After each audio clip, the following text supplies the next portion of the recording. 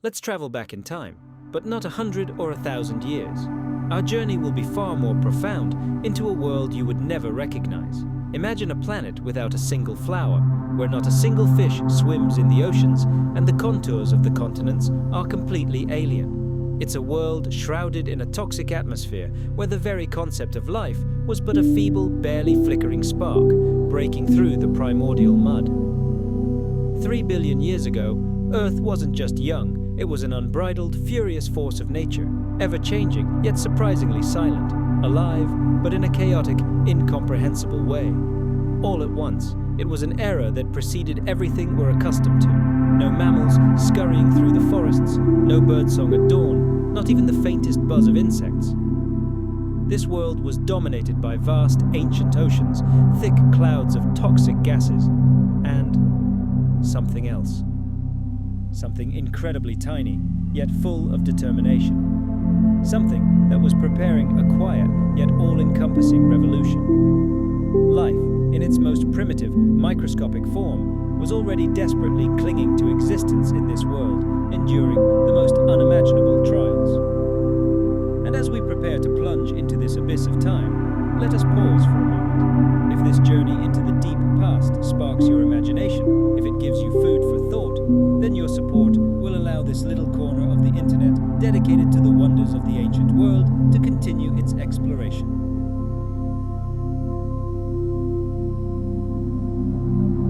In a section of ancient rock, he saw thin, hair-like filaments. These formations looked suspiciously like colonies of cyanobacteria. Naturally, the scientific community was initially skeptical of his discovery. Many believed them to be merely a bizarre play of minerals, random patterns created by inanimate nature. However, as the years passed, new, more precise analytical methods emerged. Raman spectroscopy, isotope analysis, scanning electron microscopy. And the evidence accumulated, layer by layer, like sediment on the bottom of a shallow sea. It became clear, these were not just minerals. Once upon a time, these structures were alive. And it is here, in this awareness, that our wondrous journey begins. Not with thunder and cataclysms, but with a quiet understanding. The Earth was alive even then, not as we know it today, with fangs, feathers, and succulent fruits, but with something much smaller, yet no less significant, with that same ancient force that will one day completely reshape the face of the planet and create the very sky above our heads. To understand what this means, we must completely abandon our familiar images. We must imagine the Earth not as a blue-green sphere with continents and bustling cities, but as a harsh, alien, and incredibly resilient world. 3 billion years ago, our planet rotated significantly faster.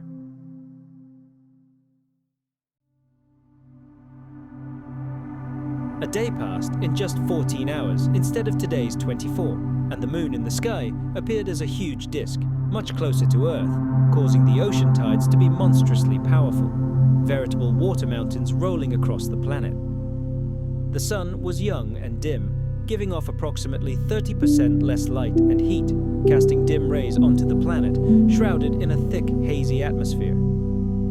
The oxygen we breathe was absent from this air. The atmosphere was a toxic cocktail of nitrogen, carbon dioxide, methane, and ammonia, a composition more suited to a chemistry lab than a stroll in the park. The continents we're accustomed to didn't exist either.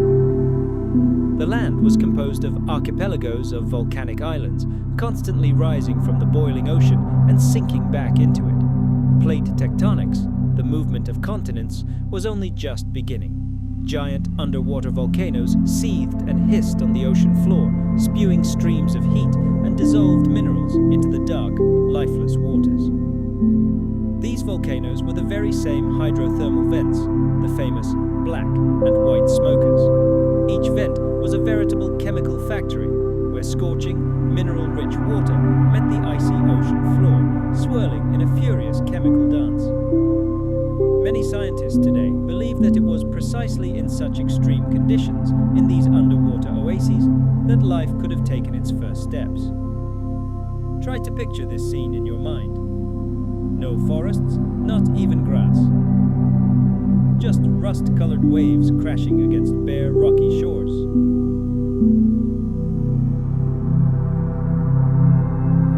The ocean was, in essence, a concentrated solution of iron, sulfur, and other minerals, and somewhere in this ancient water, tiny organisms, archaebacteria, swam, divided, and slowly, over millions of years, unraveled the great secret: how to convert dim sunlight into energy for life. These were the distant ancestors of all photosynthetic organisms, and their home was this primordial soup.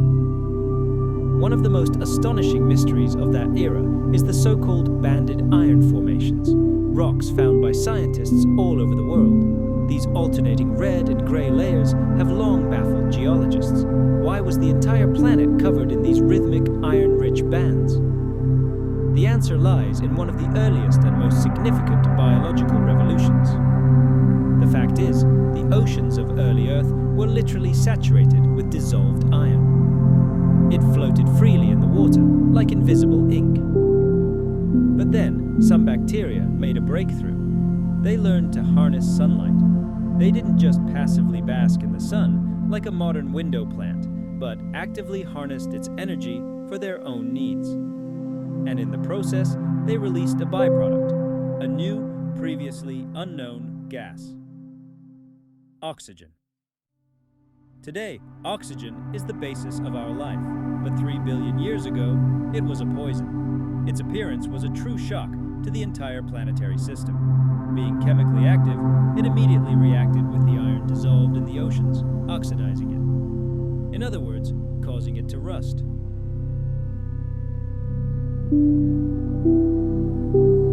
As a result of this great rust, the iron precipitated from the water as a solid sediment and settled on the seafloor. Over millions of years, this cycle repeated itself. Microbes released oxygen, the iron in the ocean rusted and sank to the bottom, forming layer after layer. The red layers are rusty iron, the grey ones are periods of calm. What we see today is the geological record, stone evidence of Earth's first biochemical uprising. Most likely, cyanobacteria were behind this, tiny blue-green organisms that, without realizing it, began to shape our planet's future atmosphere.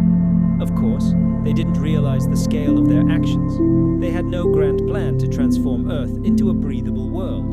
Their only goal was survival, but in the process, they set in motion the planet's terraforming, and they did so not with complex machines, but simply by the power of their biochemistry and the boundless power of time. In those distant times, Earth didn't yet have the ozone layer that today protects us from the sun's harsh ultraviolet radiation. This made the planet's surface deadly. Most living things were forced to hide in the water column. They sought refuge in shallow waters, forming entire underwater carpets or hiding under a thin layer of mineral sediment.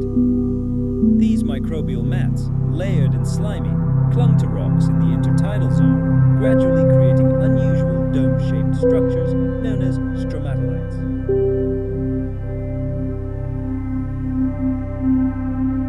The most astonishing thing is that stromatolites still exist today. In places like Shark Bay in Australia, you can see entire fields of these living stones, bubbly rocky mounds that seem to preserve the memory of a very ancient era. They are still alive, and colonies of cyanobacteria still live within them. They continue their unnoticed work, unaware that they are living fossils, witnesses to events so distant they seem almost unreal. It's important to remember, however, that oxygen wasn't the only thing that shaped that ancient world.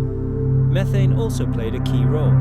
This potent greenhouse gas was an integral part of the early Earth's climate. Like an invisible blanket, it trapped heat and prevented the planet from freezing in conditions before the young sun had yet reached its full power. These events unfolded in a world we wouldn't even recognize, during eras when the very air was alien, devoid of life-giving oxygen. But it was fossils that provided the window into the past, allowing us to peer into this abyss of time. They weren't just scientific data, they seemed to reveal the invisible, showing us the dim faces of ancient life, as if reflected in a dim mirror of eternity itself. And as these stone imprints of the past emerged one after another, our understanding of the planet's great evolution grew ever deeper and more detailed. Let's move to Australia, to a place called the Turi Creek Basin. Here, scientists stumbled upon a veritable rock record.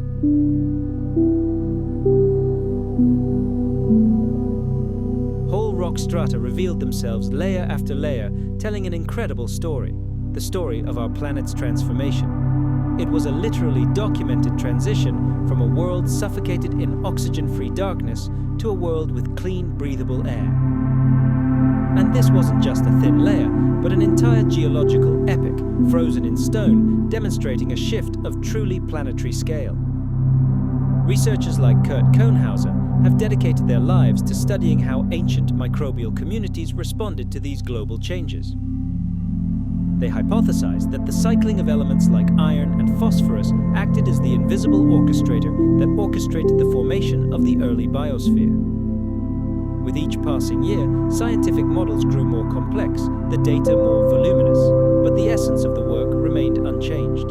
It was the same immersion in the silent wisdom of ancient rocks, an attempt to ask them questions in the language of chemical elements, and a desperate hope that the Earth would reveal yet another of its secrets. This kind of science requires a special quality, enormous humility. The scale of the work is colossal, and the questions it raises can completely absorb a researcher. Imagine a scientist devoting 10 years of his life to studying a tiny patch of ancient rock somewhere in the Canadian wilderness, trying to unravel a single mystery. And then, halfway around the world, he finds a sample that completely upends his conclusions.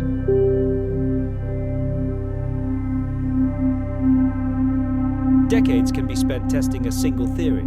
Years spent reading scientific papers, analyzing, doubting, discarding excesses, until only the pure kernel of truth remains. But even then, a single, more perfect sample dug from a borehole can destroy everything. And yet, no one quits. No one gives up. They return again and again, not because they are hungry for a final answer, but because they are truly in love with the process of searching, with this eternal listening to the silent whisper of the rocks. Now, let's imagine this scenario. A group of researchers sets out for one of the harshest and most inhospitable places on the planet, the Isua Greenstone Belt in Greenland. Here lie rocks dating back over 3.7 billion years. Getting here is a feat in itself. The terrain is wild, the weather changes in minutes, and every step is a challenge. But every summer, geologists, like pilgrims, trek across icy plains, walking miles across desolate tundra just to touch these ancient stones. Some return with tiny samples of banded iron, while others patiently search for the tiniest inclusions of graphite.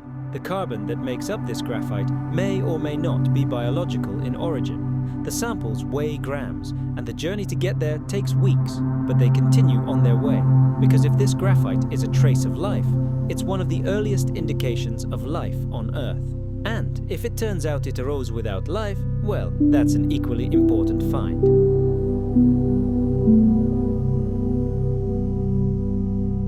It would mean that some carbon signals we thought were sure signs of life might actually be deceiving us. This will force us to hone our methods and refine our instruments, learning to accurately recognize true biological signatures in the depths of time. This isn't a failure, it's a crucial test, and its results have implications far beyond our home planet. And herein lies a startling truth. By developing ever more sophisticated tools to read Earth's rock record, we are, without realizing it, creating keys to the mysteries of the entire universe. The technologies that today help us understand our planet's past will one day allow us to search for traces of life on the barren plains of Mars, beneath the icy crust of Europa, or in the atmospheres of exoplanets orbiting distant stars tens of light years away. Methods for analyzing sulfur isotopes, studying oxygen-sensitive metals, and microscopically examining fossils. All of these are the same tools we will use to answer the eternal question: are we alone in the universe? So, in a sense, these geologists, paleobiologists, and geochemists are not simply telling the story of Earth. They are writing the first chapter in a much grander saga. However, great discoveries aren't only made in rigorous field expeditions. Some of the most stunning breakthroughs occur in the sterile silence of laboratories, university classrooms, and offices, where vast amounts of data are transformed into complex computer models.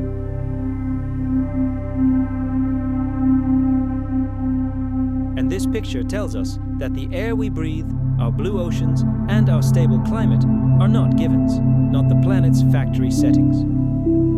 All of them are the result of a delicate balance built over billions of years. And this process was not initiated by animals, not by plants, not even by the Earth itself. It was initiated by tiny microbes, unaware of their titanic labor. The people who made these discoveries also didn't immediately grasp the full scale of what was happening. They began with doubts, tentative hypotheses, and questions that seemed as eternal as the rocks they were studying. In other words, it all began with simple human curiosity. It became the invisible thread that connected this long chain of discoveries. It is curiosity that drives scientists to set up camp on the banks of a frozen river just to reach the right rock outcrop. It is also curiosity that drives lab technicians to repeat the same isotope analysis 20 times, achieving a precision that an outsider would consider pointless. And it is also curiosity that inspires theorists to create models of oxygen atmospheres on imaginary planets, simply to understand how life might manifest itself in the universe. And this isn't just a matter of satisfying scientific curiosity. It concerns fundamental questions about our own existence. If breathable air on Earth emerged as the result of a chance encounter, fueled by the activity of simple life, what does that say about our future?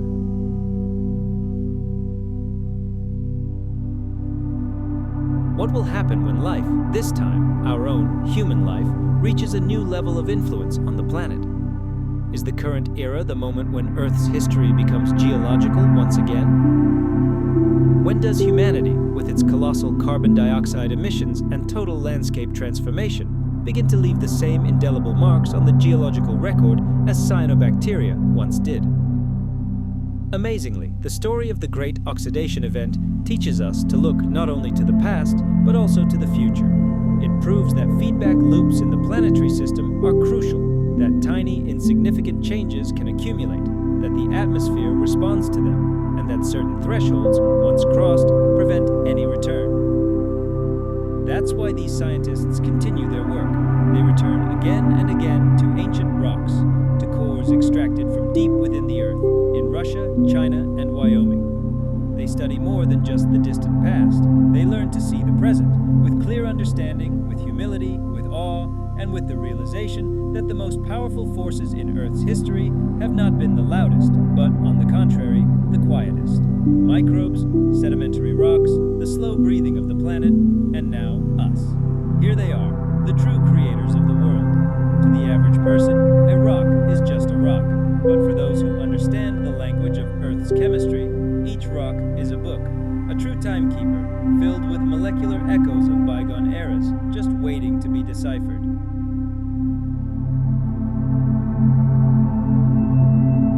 When we delve into our planet's deep past, especially into such monumental events as the emergence of oxygen, chemistry ceases to be just a science.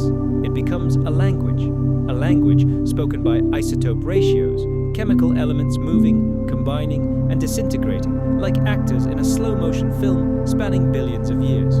Here, our journey becomes more complex, but no less captivating. For hidden within geochemistry is a history as beautiful and fragile as the fossils it preserves. And if we read it carefully enough, we will understand not only what happened, but how, and sometimes even why. Well, let's start with sulfur. If all the chemical elements were witnesses to the Great Oxygen Catastrophe, sulfur would undoubtedly be the most talkative and eloquent of them all.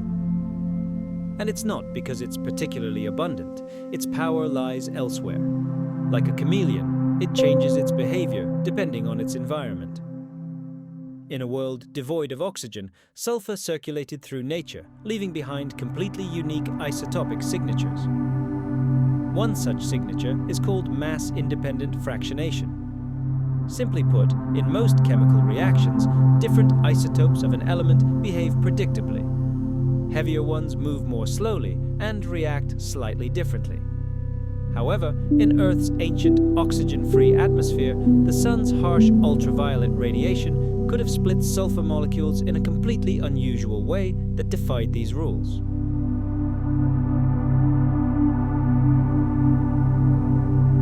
strange, anomalous traces became the key to the mystery. Let's travel to our planet's deepest past. Here, in the most ancient rocks, geologists find a mysterious chemical signature, an anomalous ratio of sulfur isotopes. For a long time, these ghostly signals were literally everywhere, especially in rocks of the Archean Eon. These deposits serve as irrefutable proof the atmosphere of the young Earth was practically devoid of oxygen. This means that the saving ozone layer, which today, like a shield, blocks the sun's deadly ultraviolet rays, also did not exist. And then, approximately 2.5 billion years ago, something incredible happened. This chemical signature vanished, as if it had never been there, practically overnight in geological time. There is one main explanation for this phenomenon, a sharp spike in atmospheric oxygen levels, which created the ozone layer. Ultraviolet light could no longer penetrate unimpeded into the lower atmosphere, and those strange chemical reactions with sulfur that had left the anomalous signature ceased forever. This disappearance of the isotopic anomaly is one of the most striking and undeniable markers of the Great Oxidation Event we have. It's not just proof of the appearance of oxygen, it's evidence of how the very sky of ancient Earth was transformed. However, sulfur is only one character in our story.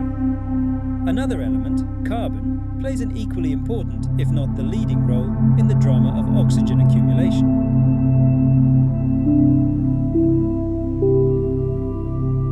Imagine the global carbon cycle. The key to it is the burial of organic matter, as carbon provides the key to understanding how oxygen became fixed in the atmosphere. Let's travel to the ancient ocean. It teems with life, represented by photosynthetic organisms like cyanobacteria. These amazing creatures learned to perform a true miracle.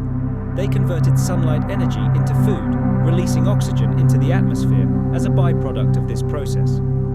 But here's the paradox. If this organic material simply decomposes in the water after the microbes die, then all the oxygen produced is immediately consumed in this process. Only when this dead biomass was securely buried under layers of sediment did the oxygen have a chance to remain in the atmosphere forever. This process, which geologists call carbon sequestration efficiency, was the decisive factor. If the ancient oceans acted as a giant tomb, burying more carbon than could be decomposed, then oxygen would slowly but surely accumulate. If not, all the oxygen remained locked in this endless cycle of life and death. By studying the ratio of carbon-12 to carbon-13 isotopes in ancient rocks, scientists can reconstruct how much of the organic matter was buried and how much was recycled. In the periods following the Great Oxidation Event, we see colossal jumps in this ratio.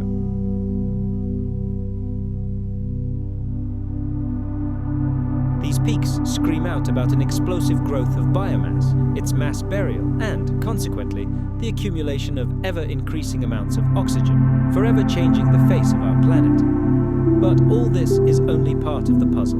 To accurately determine the age of these rocks, to determine exactly when these global shifts occurred, scientists needed a special tool. And they finally got one. Enter radiometric dating, a method that yields absolute concrete figures. These are no longer relative concepts like before or after, but precise time markers. 2.45 billion years ago, 1.88 billion years ago, 720 million years ago. The most common method for dating the oldest rocks is uranium lead analysis, most often applied to zircon crystals. Zircon is an incredibly resilient and durable mineral, a kind of natural time capsule. It can withstand enormous temperatures, pressures, and erosion. When this mineral forms, for example, in solidifying magma, its crystal lattice readily accepts uranium atoms but completely rejects lead. And since uranium predictably and very slowly decays over time, turning into lead, the ratio of these two elements turns the crystal into a miniature atomic clock, beginning its ticking at the moment of its birth.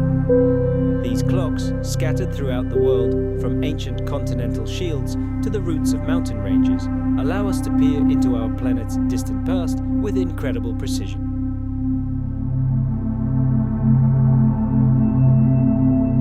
Without these atomic clocks, the entire history of Earth would be hazy and full of contradictions. With their help, we can say with certainty exactly when oxygen levels soared, when the planet was covered in ice, and when the first traces of life appeared. And here, another science comes into play, adding incredible depth to our knowledge: paleobiology. Its practitioners are true detectives of the past, studying the remains of ancient organisms. They are interested not only in the form of fossils, but also in their ecology, behavior, and chemistry. They study stromatolites, fossilized microbial mats, looking for clues that can be used to reconstruct the structure of ancient communities. They analyze cell wall remnants for so-called lipid biomarkers, sifting through carbonate rocks and shales in search of preserved microbial structures. One of their key tools, microspectroscopy, allows them to literally scan tiny fossils, searching for traces of specific molecules. For example, certain lipids, such as 2-methylhopanes, are unambiguously associated with cyanobacteria. Their presence in ancient rock is direct evidence that photosynthesis occurred there billions of years ago. Another powerful tool, scanning electron microscopy, allows them to see fossil cell walls in exquisite detail. These microfossils can be classified. What was this microbe? Was it an oxygen producer or perhaps a sulfur reducer? Nitrogen isotope analysis, in turn, helps us understand how nutrient cycles worked.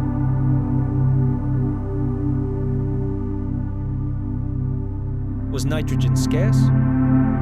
How did this affect life in the ancient ocean? All this data allows paleobiologists not only to confirm the existence of life, but also to understand what it was like and how it interacted with the surrounding world. It becomes clear that there are no isolated clues in this story. Scientists are piecing together data on sulfur, carbon, nitrogen, uranium, and fossils to create a unified, coherent canvas of the past. They are like artists who, from individual brushstrokes and colors, create a grand painting, a map of the early Earth. However, even with such a wealth of data, something is missing. To truly understand the past, it's not enough to know what happened. It's important to understand how it happened, what forces drove these processes, what were the causes and effects. And this is where climate modeling comes in, to answer the question, how? Modern researchers, like architects of virtual worlds, create digital models of the ancient Earth. It's an incredibly complex process, taking into account everything: the intensity of the young sun, the concentration of greenhouse gases, the reflectivity of giant ice caps, and even the complex circulation patterns of ancient oceans. These models are then tested against known geological data. Do the model results match what we see in the rocks?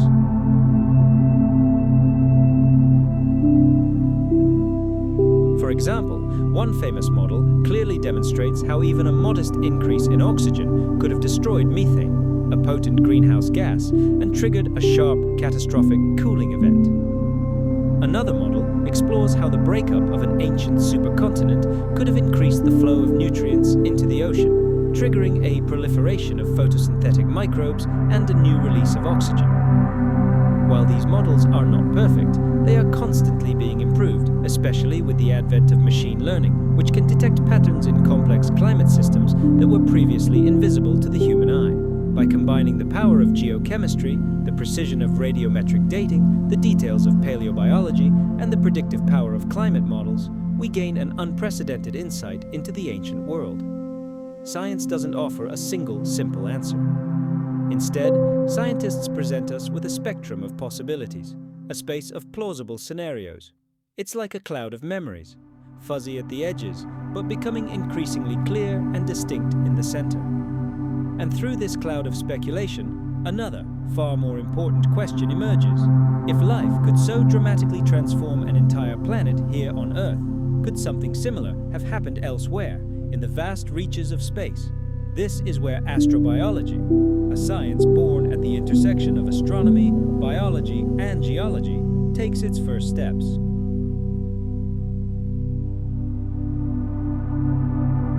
Astrobiologists take lessons learned from Earth's history and project them onto other worlds. They ask, What would the Great Oxidation Event look like on a distant exoplanet? Would we be able to detect its chemical echoes with our telescopes? Could we ever witness another world undergoing this transformation? See its oceans rust, its skies change color, its own life give birth to a new atmosphere? Some future space missions, such as the LUVOIR and HABEX telescopes, aim to do just that.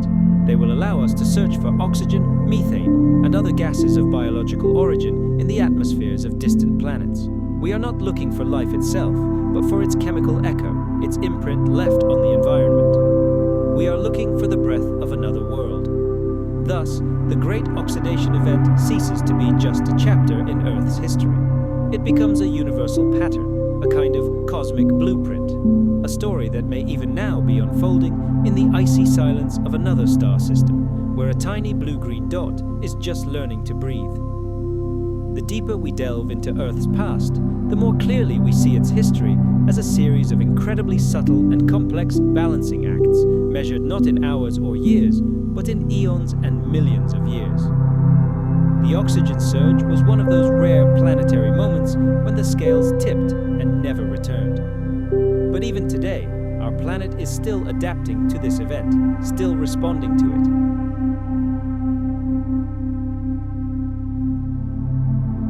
Modern modeling shows how this system likely saved the planet during the Great Oxidation Event. When concentrations of the powerful greenhouse gas methane began to decline and CO2 took its place, it was the weathering of silicates that slowly but surely began to reduce carbon levels, pushing the world toward global cooling. This trend ultimately led to the monstrous Huronian glaciation, but this mechanism also works in reverse.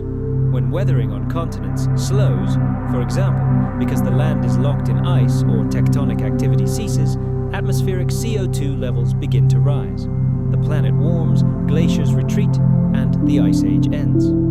This perpetual rhythm of cooling and warming can be compared to the Earth's own breathing. Incredibly slow, almost imperceptible, yet absolutely essential to sustaining life. However, geology is not the only conductor in this planetary orchestra. Let's move to the ancient oceans, where another, no less grandiose drama unfolds. Here, the so-called biological pump is at work. Microscopic life, phytoplankton, floating near the surface greedily absorb carbon from the water. Through photosynthesis, they convert it into organic matter into their own bodies. This process helps maintain the balance of carbon dioxide in the atmosphere. But the most important thing happens when these living organisms die. Their remains slowly sink through the water column, carrying with them the captured carbon.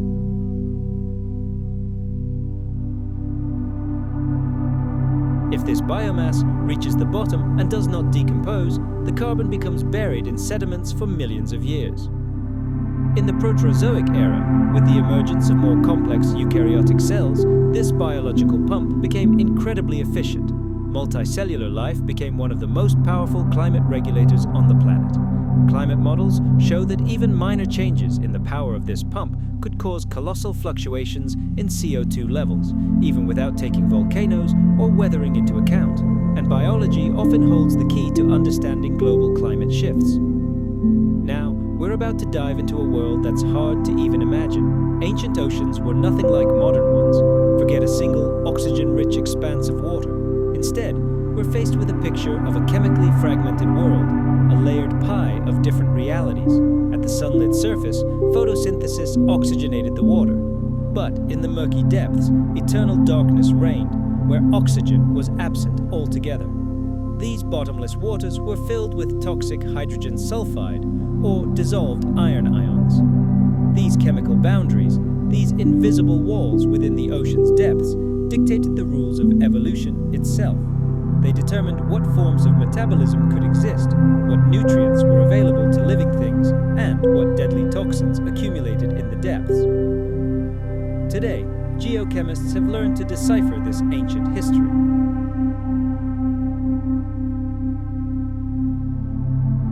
They use rare trace elements such as molybdenum, vanadium, and chromium as markers. These elements behave differently depending on how much oxygen was in the water. By analyzing their concentrations in ancient sedimentary rocks, scientists are reconstructing a picture of a chemically diverse, unstable, and far from uniform ancient ocean. And this brings us to one of the most cutting-edge fields of science, Earth systems modeling. Here, in a virtual world, geology, chemistry, biology, climate, and plate tectonics merge to paint a complete picture of how our planet evolved. Researchers create complex, interconnected models to understand how changes in one tiny element affect the entire system. What happens if a massive cyanobacterial bloom begins in an ancient lake? How will the release of phosphorus into the atmosphere affect ocean life? Will oxygen accumulate in water if it still contains too much iron? These questions aren't just scientific curiosity, they help us understand how fragile the world was and how easily it could have been destroyed. For example, modeling shows that atmospheric oxygenation likely occurred in spurts rather than smoothly. These were short, powerful bursts of O2, a kind of false dawn. They could have been triggered by random events, a sudden influx of nutrients into the ocean, tectonic uplift of mountains, or a shift in ocean currents.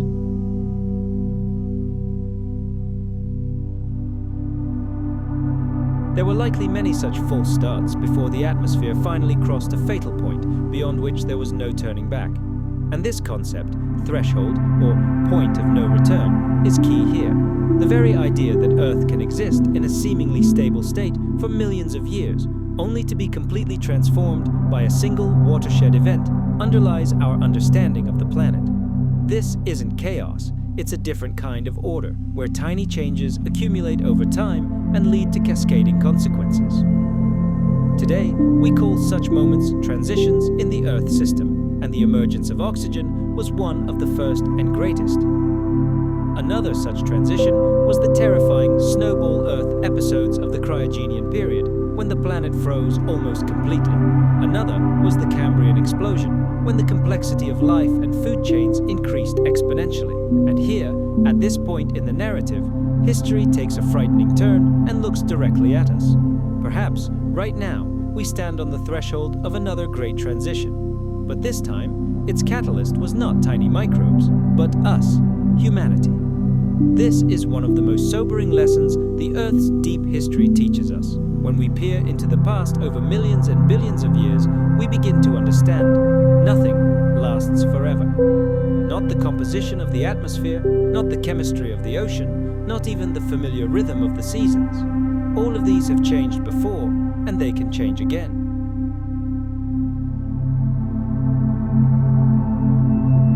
This realization has completely revolutionized the way scientists study the Earth. There are no longer separate, isolated sciences. Now researchers work at the intersection of disciplines, creating highly complex climate models, conducting exquisite geochemical analysis, and integrating vast amounts of data to see the planet as a whole. With this new vision comes a new understanding of our place in the world. The idea of the anthroposphere, the layer of Earth dominated by human activity, isn't just a philosophical concept, it's a real geochemical fact, measurable by our carbon emissions and by how we've altered the nitrogen and phosphorus cycles. We are making real, tangible changes to the dynamics of the entire planetary system. We are no longer just passive observers, we have become active participants in this ancient process.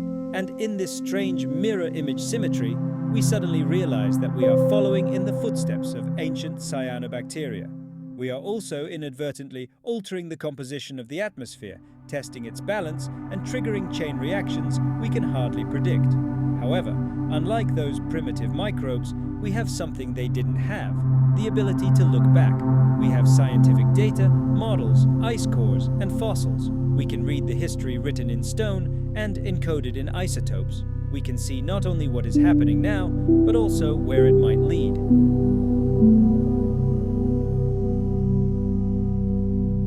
Perhaps the greatest lesson of the Great Oxygen Event is not about oxygen, but about transformation, about how complexity emerges from simplicity, and the incredible power that even the tiniest creatures can wield. And perhaps all these lessons of the past are addressed to us. They call for our attention, to those who know how to listen, who can piece together a coherent picture from the fragments of the past, who sense changes in the air. Earth science is not simply the study of bygone eras. It is the art of listening to our planet. We treat her not as masters, but as students. And if we are quiet enough, humble enough, and persistent enough, we might just hear what she's been trying to tell us all along. Life is a geological force. Change is inevitable. And balance is just a brief moment of calm. Even after billions of years, having survived mass extinctions, ice ages, and volcanic firestorms, this planet remembers everything and always responds to our actions. But we shouldn't imagine a single specific day when everything changed. There was no single moment in the planet's history when someone pulled a switch. The day when the sky finally turned blue and the air filled with life-giving oxygen wasn't marked on the calendar. It wasn't an explosion, but a slow, almost imperceptible transformation that stretched over millions of years. The process that began afterward wasn't a revolution, but a long restoration that took hundreds of millions of years.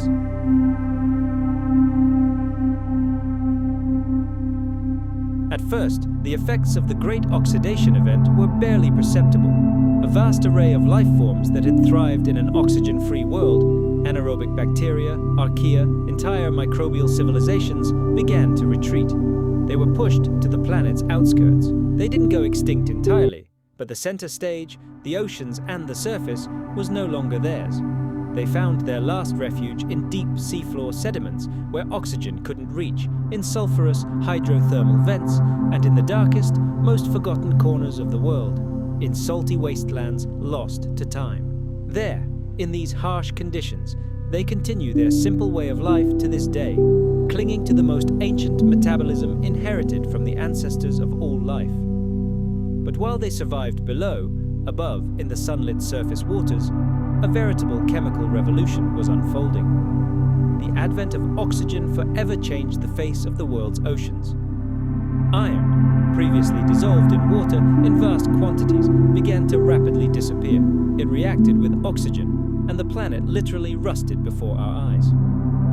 Billions of tons of iron oxide settled to the seafloor, forming gigantic banded deposits. Simultaneously, sulfides oxidized and methane reserves dried up. Along with them, many other chemical compounds that had served as food for the earliest, primitive forms of life vanished into oblivion. And yet, this global chemical cleansing opened the door to a completely new world.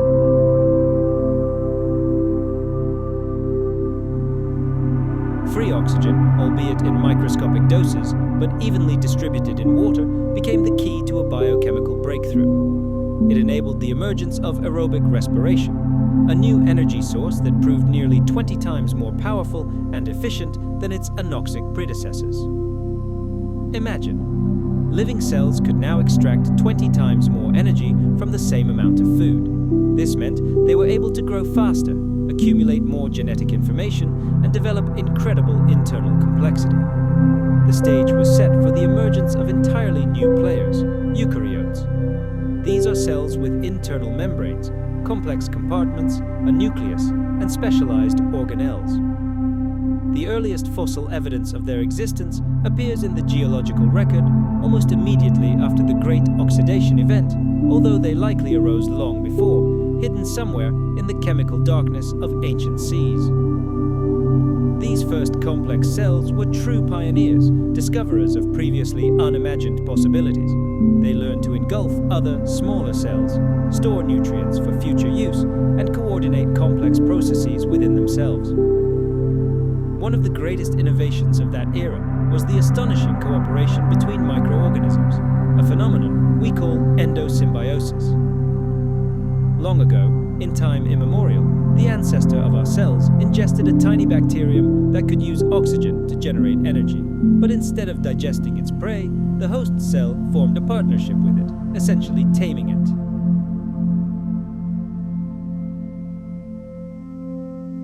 This engulfed bacterium eventually evolved into a mitochondria, an energy powerhouse that still operates within every cell today. Thanks to this partnership, life gained access to a colossal energy source. This collaboration gave birth to an entirely new type of organism, capable not only of surviving in a harsh world, but also of actively investing resources in its future development. Thus began the long, slow dawn of a new era. Meanwhile, the ocean depths still lagged far behind the surface. Even after the atmosphere became oxygenated, it took over 1 billion years for the deep sea to become fully saturated. In many corners of the planet, anoxic conditions still reigned. These ancient oceans resembled a layer cake, oxygen-rich waters near the surface and toxic, hydrogen sulfide-saturated depths. In between lay an unstable intermediate layer, where strange and ancient forms of metabolism still reigned supreme. Nevertheless, the face of the planet was changing. The Proterozoic era, sometimes jokingly referred to by scientists as the boring billion, was anything but boring. It was a time of quiet but persistent work, a time of slow but steady improvement.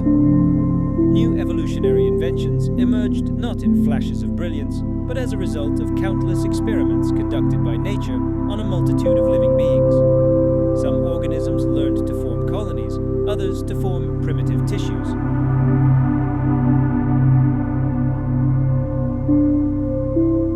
Cooperation became a winning survival strategy, and cellular specialization became the dominant theme of the era. And so, at the end of the Proterozoic, approximately 600 million years ago, the first true animals appeared on the planet. These were strange creatures with soft, often highly flexible bodies. Their fossil remains are extremely rare and incredibly fragile, but they tell us that the biosphere was preparing for a major breakthrough. Oxygen levels, though still far from today's, had reached a point where they could support organisms with high energy requirements. And at that very moment, the Earth seemed frozen in ice. About 720 million years ago, the planet plunged into an era of monstrous cold known as the Cryogenian period. Our world experienced at least 2 global glaciations, so massive that scientists call them the Snowball Earth hypothesis. An ice shell covered the entire planet, stretching from the poles to the equator, reflecting precious sunlight back into space. Entire oceans likely froze to the bottom, leaving only tiny pockets of liquid water at hot hydrothermal vents or under a thin crust of ice at the equator. Life was subjected to the most severe tests, but it did not give up. It adapted, found refuge in these icy wastes, and continued its evolutionary journey. In fact, these incredible challenges may have actually been beneficial.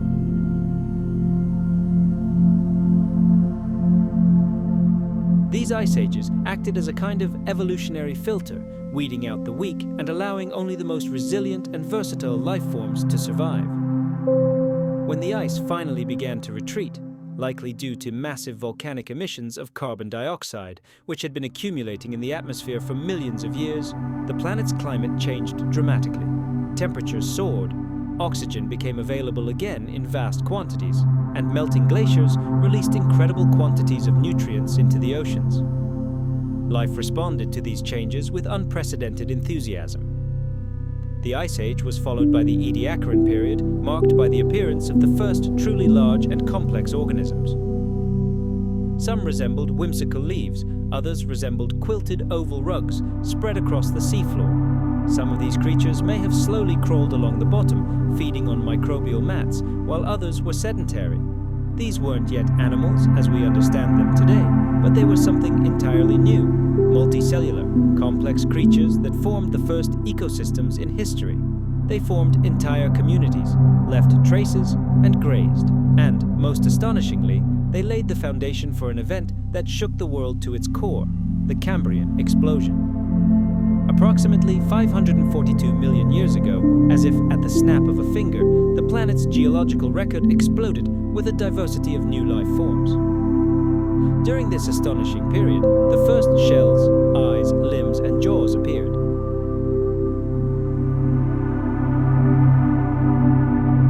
The world became divided between predators and prey. Animals learned to dig burrows and build reefs.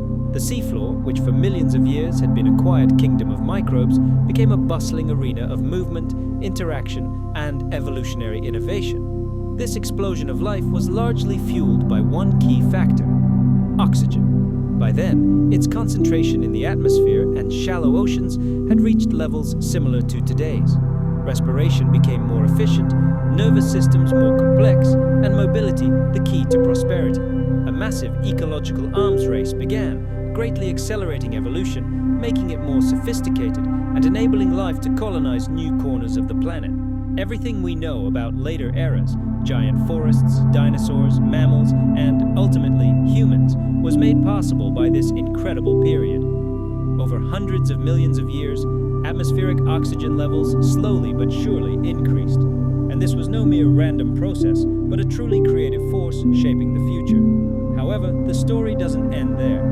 As life became more complex, it itself began to influence the planet's oxygen cycle. Forests became gigantic carbon reservoirs, inhaling carbon dioxide and allowing oxygen to accumulate in the atmosphere. Animals, in turn, completely altered the nutrient cycle. Fungi, by decomposing dead organic matter, returned carbon and nitrogen to the system. The biosphere ceased to be simply a stage for the drama of survival.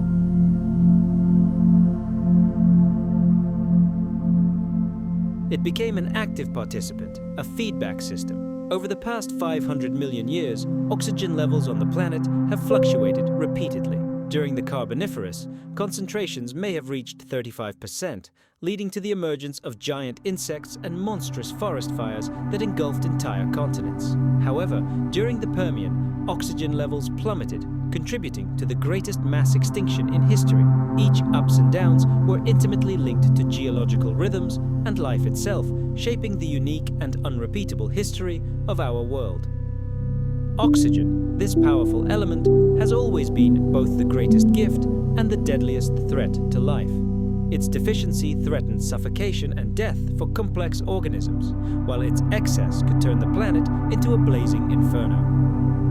For 500 million years, Earth has balanced on a knife's edge between these two extremes, maintaining a delicate balance between energy and safety, between respiration and all-consuming flame. Today, we live in a remarkable time when oxygen levels are a comfortable 21%, enough to support complex intelligence, civilization, and megacities.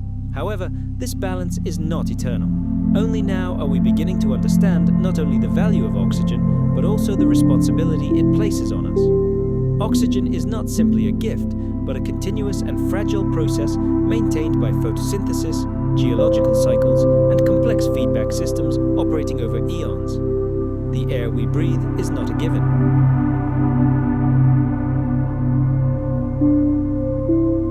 What a miracle it is to be alive, to exist in an atmosphere woven not simply from gases, but from time itself. To walk the surface of a planet that once had no sky as we know it, no breath, no voice. And now, thanks to the work of ancient cells, a series of random choices, and incredible coincidences, we have gained the gift of speech and the ability to choose our own path.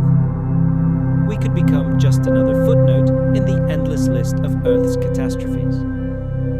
Or we could finally evolve into a species that has learned to listen to the whispers of the past.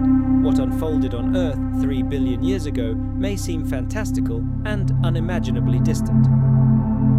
Events steeped in such a vast abyss of time that world seems utterly alien. A planet without animals, without the vibrant colors of flowers, without a single sound. No foot had ever set foot on that land. No eye had ever seen its landscapes, but those ancient landscapes were open to the heavens. And yet, what happened in that pristine silence has not vanished without a trace. Its echo still resounds in our lungs, in our thoughts, in every breath we take. We are the direct descendants of oxygen. Our entire life is built on this amazing, once deadly gas. It was once poisonous to all living things, but over time, it became the very environment that allowed complex organisms to emerge.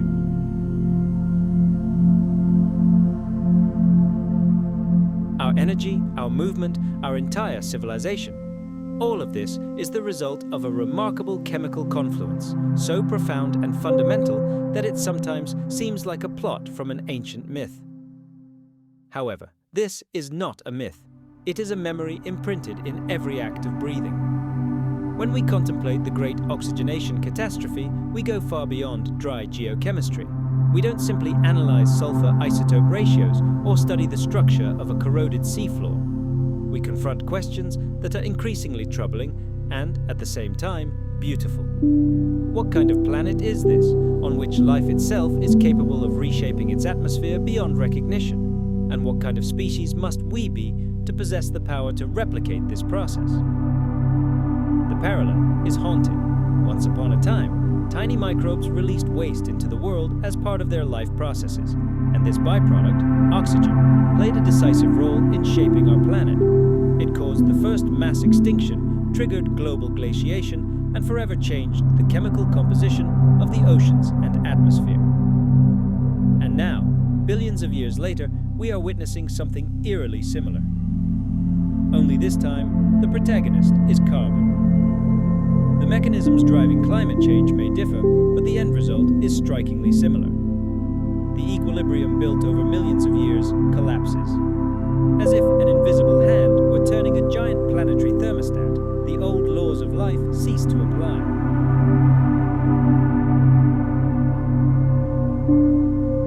The rules of the game written for the ancient world are erased, and in their place appears a blank slate on which a new, harsh reality will be inscribed. Just as oxygen once poisoned ancient life forms, today carbon dioxide and methane poison ours, warming the oceans, acidifying the seas, and crushing age-old glaciers. However, there is one colossal difference: speed. Oxygenation of the planet was a process that spanned millions of years. Today's increase in carbon dioxide emissions is occurring at a lightning speed, unmatched by any natural climate fluctuation in the past. It's happening faster than coral reefs can adapt, faster than ice caps can regenerate, and faster than entire ecosystems can migrate in search of safety. And the consequences of these changes remain a terrifying mystery. And yet, this knowledge shouldn't plunge us into despair. On the contrary, it brings stunning clarity to our worldview. If a single species of microbes, primitive and ancient, was capable of sculpting the sky, then what are we, with our telescopes and satellites, our ethics and art, capable of? If bacteria could trigger planetary transformations without even knowing the planet existed, then what can we achieve with this understanding? It's a sobering look at hope, not naive, not simplistic, but honest. Because Earth doesn't need us to survive. It has survived continental collisions. It has refilled its oceans. It has watched the stars shift and the composition of its atmosphere change.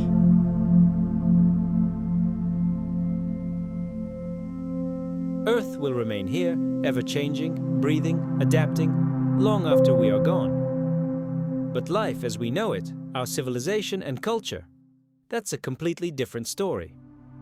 The lesson taught to us 3 billion years ago must not be forgotten. It's not just that oxygen changed the world, but how it happened. Slowly, unevenly, and completely unpredictably. The planet shuddered under these changes, froze in their icy embrace, and desperately tried to find a new balance. Entire ecosystems were wiped off the face of the Earth, and it took an eternity to recover. This should make us pause and reflect. What we're destroying today may take a time to repair that our civilization simply can't afford. And the changes we perceive as reversible, global warming, acidification, species extinction, could have consequences we can't even imagine. The Earth isn't a machine. It's a living system that functions at rhythms incommensurate with our political cycles or economic quarters. Once a critical threshold is passed, once a glacier, having once moved, retreats into the ocean, once ocean currents slow, or the last member of a species disappears, there is no turning back. Cycles do not always return to their starting point. Thus, our responsibility is not to save the Earth as a planet, but to respect it as our only home. The key is to understand that the atmosphere we live in is the result of processes more ancient than any story we can tell.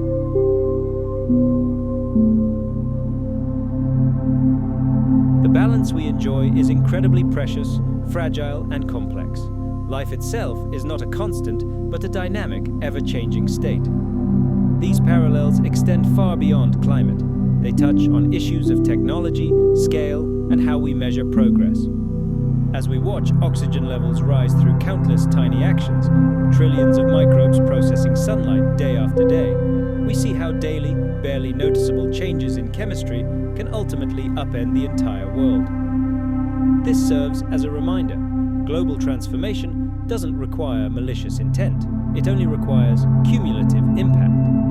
This is precisely how great changes in planetary history occur, slowly, almost imperceptibly, and then suddenly and irreversibly. We have become this force, not through malice, but simply by our scale, not by choice, but by necessity, by inertia. We have transformed ourselves from mere observers of the passage of time into active participants in geological processes. Our cities leave scars in the geological record. Our plastics find their place among future fossils. Our emissions alter the carbon isotope ratios in the atmosphere and even in the bones of our descendants. The Anthropocene is no longer a hypothetical future, it is our present. And yet, recognizing this gives us the power to choose how to respond. We can draw on humility, imagination, and a kind of wisdom that transcends a single human lifetime. Because the Earth has taught us something astounding. Fragility and resilience are not opposites.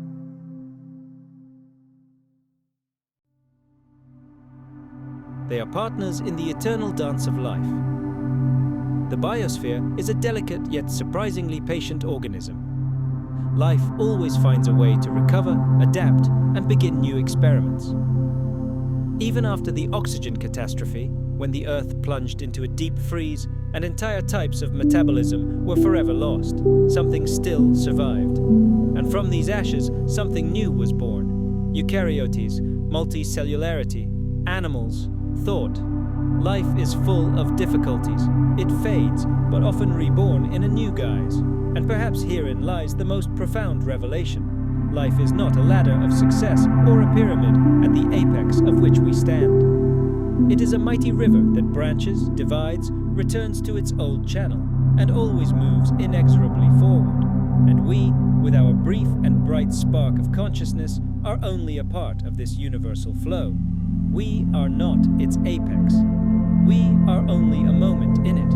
And in this moment, we are given the power to shape what happens next. We can look at the past not as a graveyard of lost worlds, but as a source of priceless insights. The Great Oxidation Catastrophe wasn't a tragedy per se. It was a revelation. Yes, it was brutal and destructive, but it opened the way to new possibilities, new energy, movement, and, ultimately, the emergence of intelligence. Our task today, as we look to the future, is to preserve what we have in the present. We must recognize that we live in a state of temporary, precious equilibrium.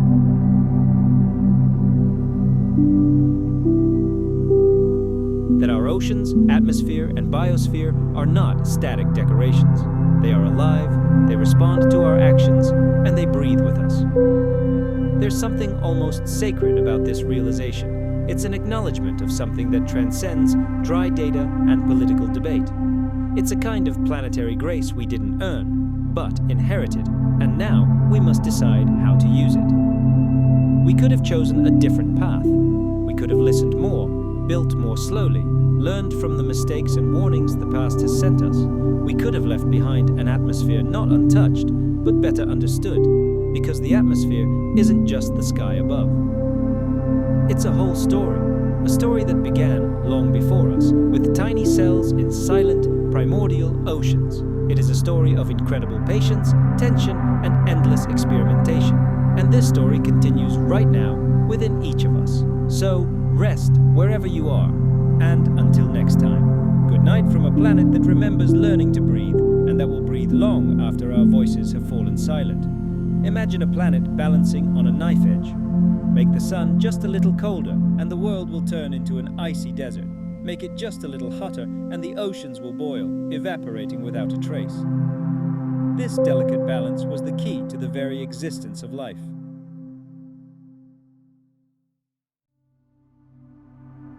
In this primordial cauldron, everything was in a constant dance. Gases escaping from the depths, the movement of giant layers of the Earth's crust, and nascent life itself. The atmosphere greedily absorbed the chemical emissions of volcanoes and exhaled new compounds generated by microbial colonies. The oceans were saturated with minerals to the brim. Some creatures drew building materials from them, while others found food. Nothing stood still, not even for a moment. Even without forests and bizarre trilobites, the Earth pulsated with its own unique life. And behind the scenes of all these visible processes, at the very heart of the planet, its red-hot iron core beat. It created an invisible but powerful shield of force, a magnetic field. This silent protector, like a giant cosmic umbrella, sheltered the young Earth from the deadly streams of the solar wind, protecting its thin, vulnerable atmosphere. Thanks to it, the aurora borealis flared in the sky, though no one was yet able to appreciate them. It is this ancient magnetic field that still causes our compass needles to point north, and in the oldest rocks, scientists find tiny magnetite crystals, natural compasses frozen forever, pointing to the location of the poles billions of years ago. Paleontologists and geologists reconstruct this distant past not only from fossilized remains or gas bubbles in ice.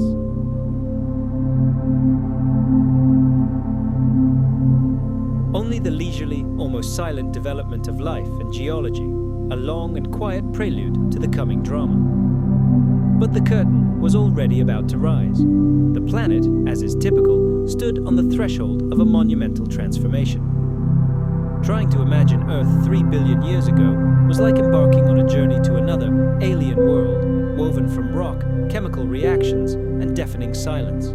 There were no maps, no familiar continents, not a single creature capable of surveying this landscape. The world had not yet acquired a face, only moods, furious and molten, pensive and serene. This planet was not created for us, but it was already becoming our future home. If we were to find ourselves on the shores of an ancient ocean, we would see nothing resembling modern beaches. No seagulls screaming overhead, no scattering of shells beneath our feet. Instead, there are dark, jagged cliffs of black volcanic basalt jutting out of the water. Their surface is covered with a thin crust of salt and minerals, upon which living carpets of microorganisms shimmer subtly, absorbing the light of the young sun. These shores are newborn, barely frozen, and washed by waves that bring not coolness, but heat and the scent of sulfur. The water here wasn't the azure expanse of a tropical sea. It was a thick, murky broth, supersaturated with minerals, likely given a reddish-brown, rusty hue by the abundance of iron.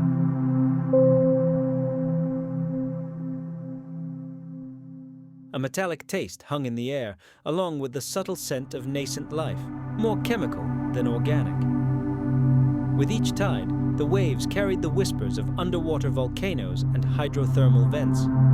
Down in the ocean depths, columns of boiling, metal-rich water gushed from cracks in the crust. They fed invisible armies of microbes for whom sulfur and iron were not poison, but a veritable feast. This was the world of another planet, only just preparing to become the Earth we know. Now let's look up at the sky. It too is completely alien. A thick, orange, even pink haze, saturated with methane, ammonia, and the toxic breath of volcanoes. Clouds were certainly there, but they carried no life-giving moisture. The rain that fell from them was acidic. The atmosphere, like a thick blanket, enveloped the planet, protecting it from harsh ultraviolet rays, but simultaneously turning it into a giant greenhouse where lightning raged. And, of course, the Earth itself. Torn by the faults of young tectonics, it knew neither the rustle of trees in the wind nor the soft carpet of grass. Only bare, ancient rocks, scorched by colossal pressure and heat, sparkling with minerals that could only have been born in such extreme conditions. Belts of greenstone, like gigantic scars from ancient wounds, wound across the surface. It's in places like the Pilbara in Australia or the Kapful Craton in South Africa that the oldest fragments of the Earth's crust have been preserved.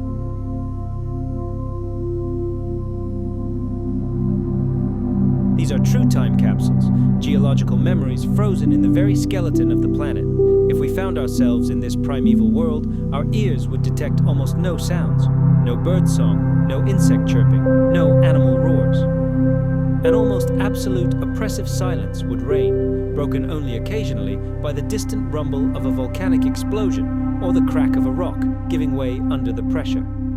This world was not comfortable, but it was alive, and life, against all odds, had found its place in it. Its earliest forms were microscopic and solitary.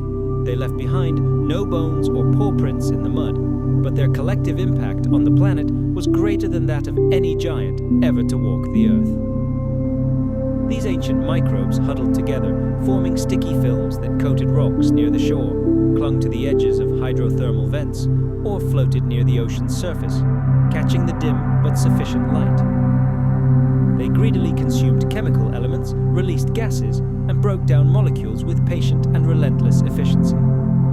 Over time, their barely audible metabolic whisper turned into a deafening roar that transformed the entire planet. Some of them learned to utilize sulfur in their metabolism, releasing gases with the smell of rotten eggs that shaped the chemistry of ancient oceans. Others adapted to feed on iron or hydrogen. But the real revolution came with the invention of photosynthesis.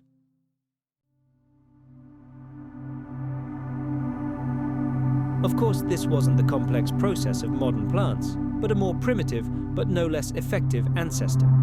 It was then that oxygen began to enter the environment. These microscopic revolutionaries, of course, had neither a plan nor a consciousness. They were blind and silent rebels, unaware that they were setting off a chain reaction that would lead to catastrophe for most existing life forms. But they simply continued to grow. In the shallows, layer after layer, year after year, microbial mats compacted and cemented, forming astonishing stone structures called stromatolites. Imagine not just a dome, but an entire city, built not by humans, but by billions of generations of tiny bacteria. A living metropolis where each new layer represents a new generation, building its home on the remains of its ancestors. These formations grew agonizingly slowly.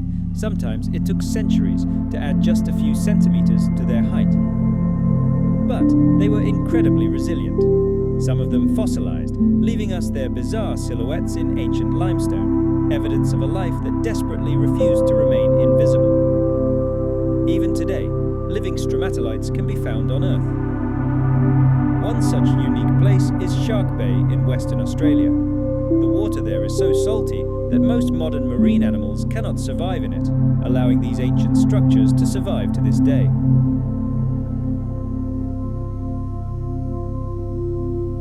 Looking at them is like peering through a window into a world that existed long before trees, insects, and even complex cells appeared. In those distant times, the Earth's interior was much hotter and more turbulent.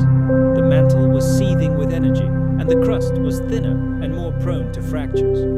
Tectonic plates, still in their infancy, were already drifting, colliding, and creating entire archipelagos of volcanic islands. These protocontinents, small and scattered across the ocean, were completely unlike modern continents. Their climate was harsh and barren, constantly changing under the influence of the chaos reigning in the depths. There were no ice caps at the poles. They were likely warm there, while the equator could have been cooler. Rain that fell on land turned into a weak acid, which reacted with minerals in the rocks, triggering new chemical processes in the atmosphere. The planet's surface looked different. Rivers, if they existed at all, carried dissolved iron to the oceans rather than pure fresh water. Over time, this chemical weathering of rocks, caused by acid rain, played a key role in climate change. It began drawing excess carbon dioxide from the atmosphere, stabilizing Earth's temperature. This perpetual cycle of exchange between land, air, and life is known today as the carbon-silicon cycle, a kind of slow, silent thermostat for the planet, and it began its work 3 billion years ago.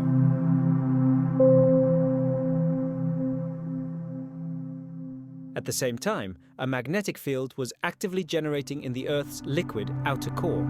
Although weaker than today, it was already powerful enough to repel the most violent gusts of the solar wind. It held the atmosphere in place, preventing it from being blown into space. This invisible hero silently guarded the cradle of future life. Imagine an invisible shield silently enveloping our planet. It was completely unnoticeable, yet its role was critical for all life. If Earth were deprived of this protection, the solar wind would tear off its atmospheric blanket, turning our world into an icy, lifeless desert, an exact replica of modern-day Mars. Meanwhile, in the impenetrable darkness of the ocean depths, life was emerging. Where hydrothermal vents bubbled from cracks in the Earth's crust, unique chemical conditions arose. Hot, mineral-rich streams erupted from the planet's depths, colliding with the icy ocean floor. At these collision points, where heat and cold mingled, veritable energy cauldrons arose, zones of incredible complexity. It was here, to these energy sources, that primitive microbes were drawn. They formed entire ecosystems, fueled not by solar light, but by pure chemical energy, a process scientists call chemosynthesis. Amazingly, even today, in the darkest and deepest reaches of the ocean, far from the sun's rays, life continues to thrive, using the same ancient mechanisms inherited from the age when our world was very young.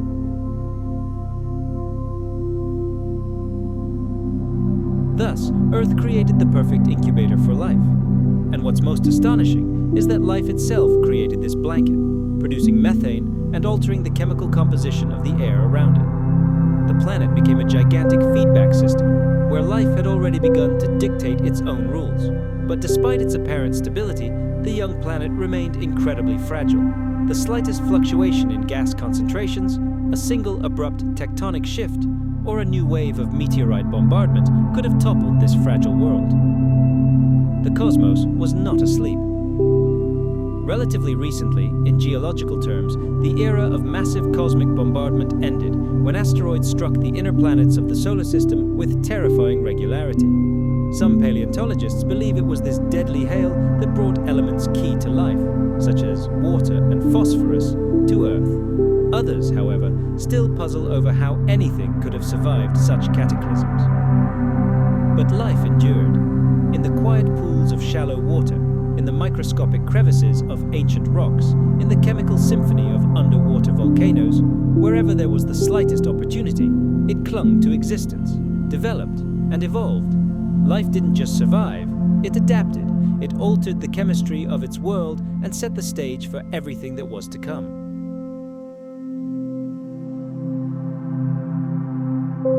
It is these microscopic pioneers who will eventually fill the atmosphere with oxygen, a gas that was a toxic waste product for them, but which will become the elixir of life for future generations. But this transition will not be peaceful. It will lead to a major environmental catastrophe, mass extinction of species, and the complete reorganization of all the planet's ecosystems. But this is still a long way off. Today, Earth stands on the threshold of great change. The air is literally saturated with the potential of impending change. The oceans churn with unprecedented life forms, and the Earth itself, rich in resources and torn by tectonic forces, is preparing to become the arena for the greatest drama in history. Slowly but surely, complexity is emerging on the planet, breath is appearing, creatures are being born that will one day look up to the stars and ask, what was this world like in the beginning? We are not simply inhabitants of Earth, we are part of its endless story. And this chapter, written 3 billion years ago, is not about kings and empires. It is a saga of chemistry, of constancy, and of the invisible forces that reshape worlds. The next time you pick up an ordinary stone from the ground, just imagine for a moment that it could be older than any bone, older than any leaf on a tree. Perhaps it formed in an era when the sky was orange, the oceans were rusty, and life was taking its first tentative steps.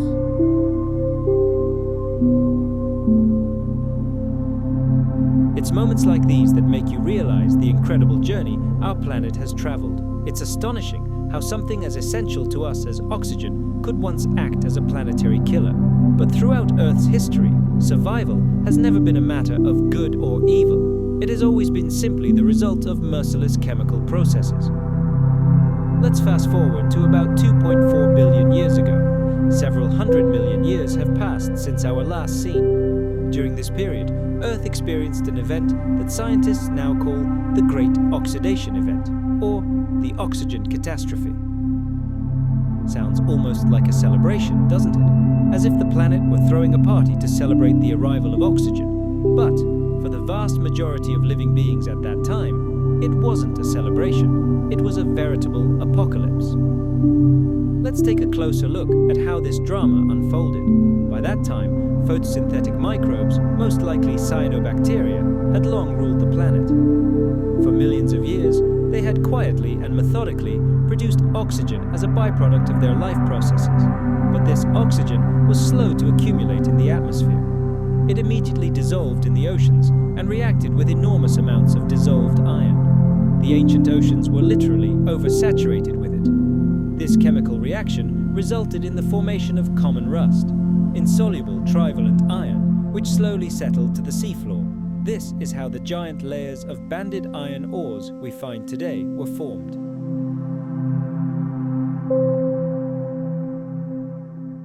The thought sends shivers down your spine.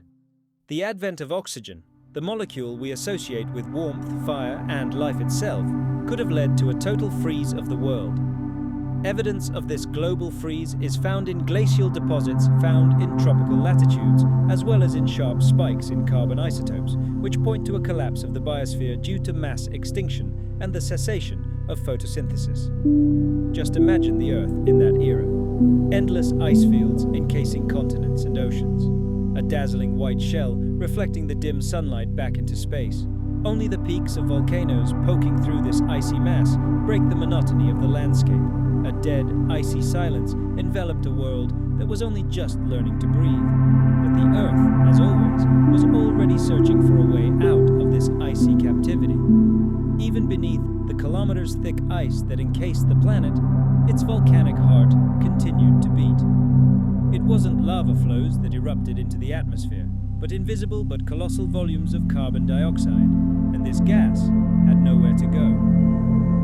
The liquid oceans, capable of dissolving it, turned into an icy desert, and the photosynthetic organisms that could absorb it virtually disappeared. CO2 levels in the atmosphere began to rise steadily. Millions of years after million, the planet slowly but surely warmed from within, until the ice began to retreat, restarting the ancient cycle.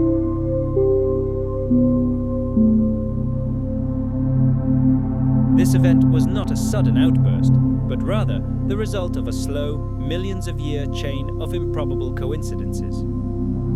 It was this chain that gave birth to a mighty new branch on the tree of life, which ultimately led to the emergence of everything from algae and fungi to mighty animals and us.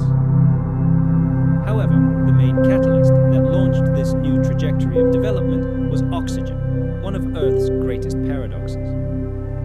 The substance that caused the world's first mass catastrophe, destroying countless living beings, simultaneously laid the foundation for all the future splendor of life. It became both poison and elixir, destroying the old world and making way for a new one. This was not just a single cataclysm, but a global tectonic shift that upset the fragile balance of the great experiment our planet has been conducting for billions of years. Evidence of this ancient drama is scattered everywhere. It's imprinted in rocks, in ancient banded ironstones, and glacial deposits that scientists find even near the equator. It's hidden in the chemical composition of ancient sediments and in sulfur isotopes that bear the imprint of the oxygen surge. Paleontologists even find it in biomarkers, the chemical traces of once living cells. Researchers from all over the world, whether in icy Greenland, scorching South Africa, or deserted Western Australia, are digging into the oldest rocks on Earth.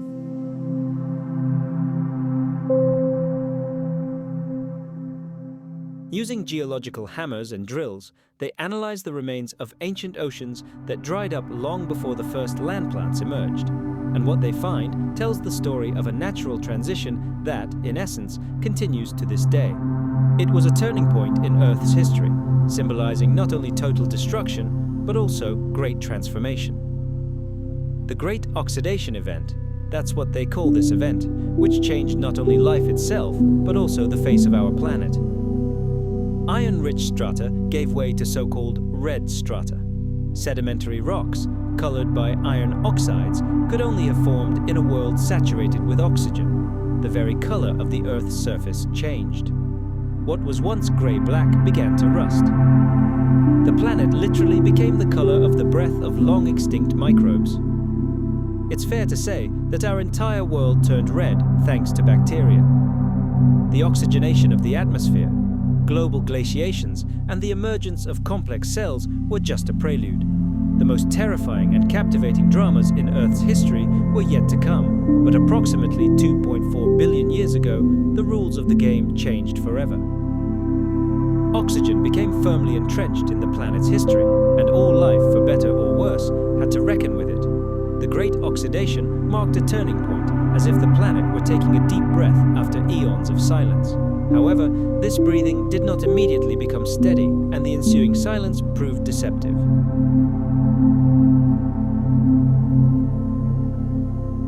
Yes, Earth now had oxygen, but there was neither stability nor balance. Instead, a planetary-scale feedback mechanism was triggered, and such processes are never simple. The oxygen-saturated atmosphere began to trigger a chain reaction, with every seemingly insignificant step having colossal consequences. Methane, a powerful greenhouse gas that had once warmed the young Earth under the dim light of the young sun, began to rapidly decay. It simply couldn't coexist with the corrosive oxygen. As methane levels plummeted, the planet began to cool.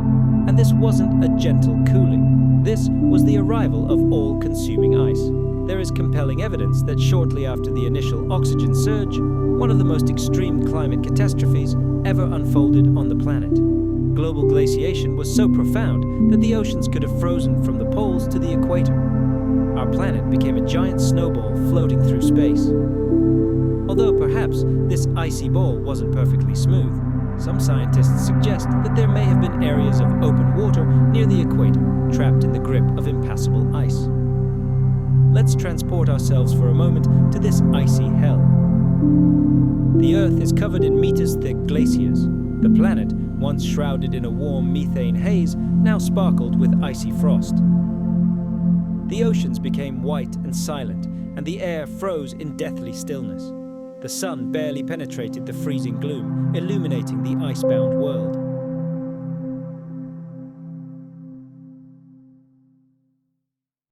And this nightmare lasted not just one winter, not just one decade, but millions of years. This was not a quick freeze followed by a thaw. It was a prolonged pause, a planetary coma. Some scientists estimate that the ice shell may have encased the Earth for tens of millions of years, leading to the near-complete cessation of photosynthesis. The ocean surface was cut off from sunlight, the shallows plunged into darkness, and life retreated once again to its last refuges, to the depths, to hydrothermal vents and underground reservoirs where warmth and food could still be found. And yet, Earth didn't remain an eternal iceberg. Why? Because its volcanoes never sleep. Even beneath the frozen sky, the boiling mantle continued to spew heat and gases to the surface. Unfazed by climate change, volcanoes stubbornly pumped carbon dioxide into the atmosphere. And without forests and plankton to absorb it, this gas accumulated slowly but inexorably, like steam in a sealed cauldron. Eventually, the greenhouse effect kicked in, and it wasn't a trickle of warmth, but a truly all-consuming heat wave. Temperatures soared, glaciers began to melt, retreating like a gigantic tide, revealing the face of the planet. And when the oceans opened to the sun again, when the skies cleared a little, life surged forward once more. It wasn't the same life or the same chemistry, but it was life. We can hear echoes of this great transition in the isotopes preserved for us by ancient rocks.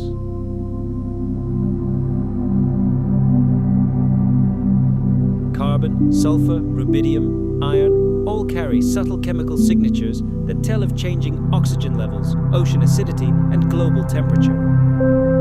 These elemental whispers, hidden in ancient sediments, serve as a map for journeys into the past. Echoes of events that happened billions of years ago still resonate in our world, and they tell a story not of chaos, but of interaction.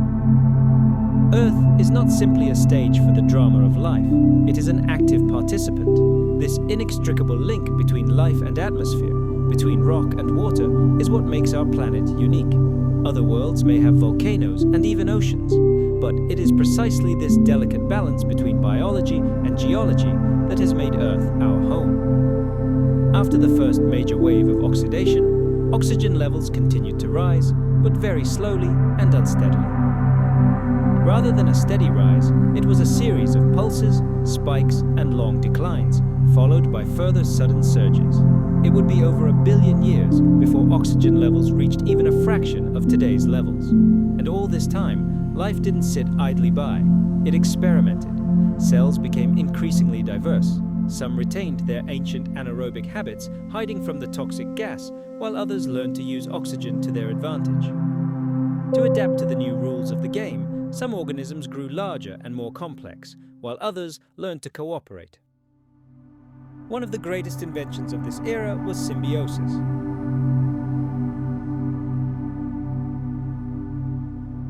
And not just between cells, but between life itself and the environment. Consider the emergence of eukaryotes, complex cells with internal architecture.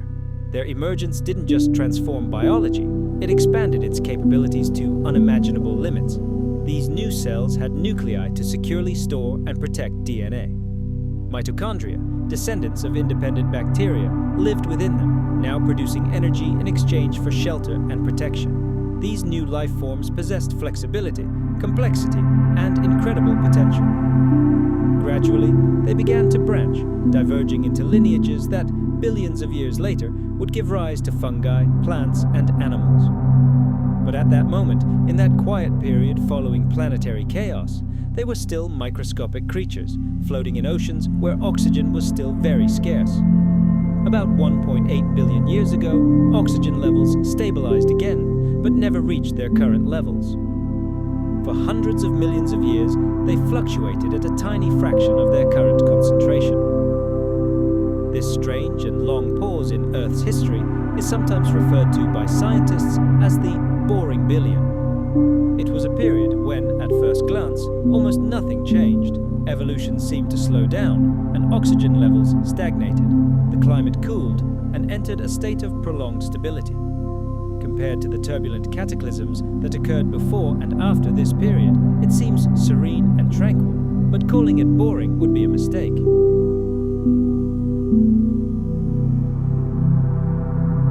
Despite the outward calm, new, even greater events were brewing beneath the surface of this lull. For countless centuries, our planet continued to refine its internal global processes. Imagine the slow but inexorable abrasion of ancient rocks, which, as if on schedule, supplied precious phosphorus and other vital elements to the primordial oceans. The Great Carbon Cycle, this planetary breathing machine, worked without fail, like a well-oiled clock. Meanwhile, hidden from view, in silence and near stillness, genetic diversity accumulated. In the shadow of microbial mats, those living carpets that covered the shallow seabed, multicellularity began its first tentative steps. This was not simply a chaotic crowd of cells gathered together. No, this was the birth of true cooperation, the emergence of a division of labor, and the emergence of specialization. Before us are the very first hints of future tissues, organs, and complex structures. Life did not stand still, it lay dormant, preparing for the greatest breakthrough in its history. Meanwhile, Earth's rock record tells of monumental tectonic dramas. Supercontinents, gigantic landmasses, thundered together and then painfully broke apart. One such titan, known to us as Rodinia, witnessed entire continents rise from the depths and stretch across the face of the planet. These movements changed everything. They reshaped ocean currents, dictated new climate patterns, and controlled the flow of nutrients.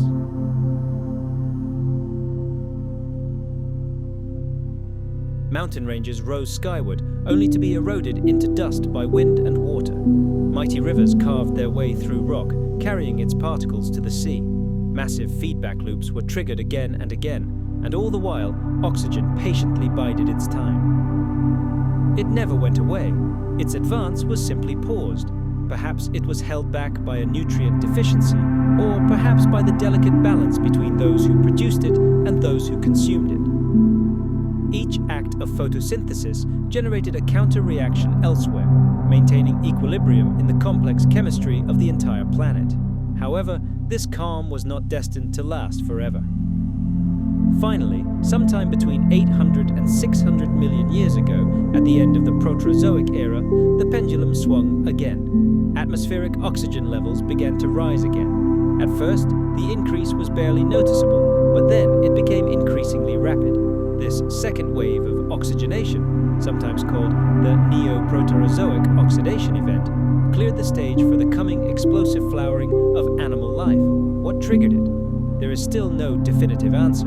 Perhaps tectonics was to blame, delivering a new, rich supply of nutrients to the oceans. Or perhaps the metabolism of microorganisms itself changed. Or perhaps it was simply the right time. The slow, centuries-long accumulation of genetic, geological, and chemical readiness had finally reached its critical point. But whatever the cause, the result was stunning.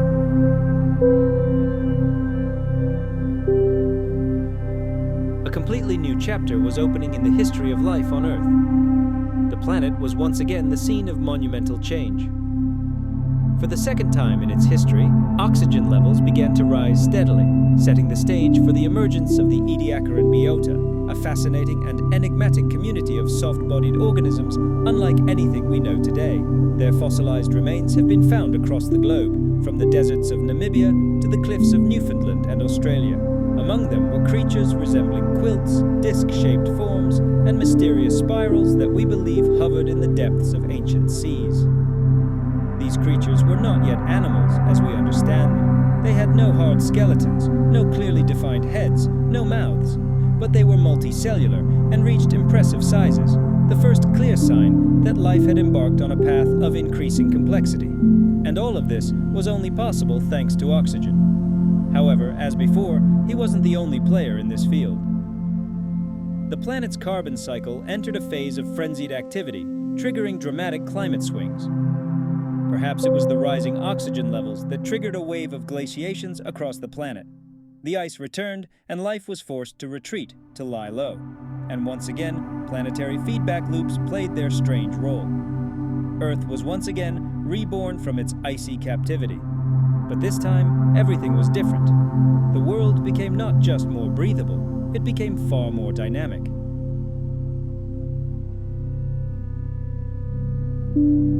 The era of complex life had begun. Ecosystems, food chains, and symbiotic relationships began to form. All of this began to weave into a single complex pattern. Cells were no longer solitary wanderers in the ocean. They united to build bodies, tissues, entire colonies.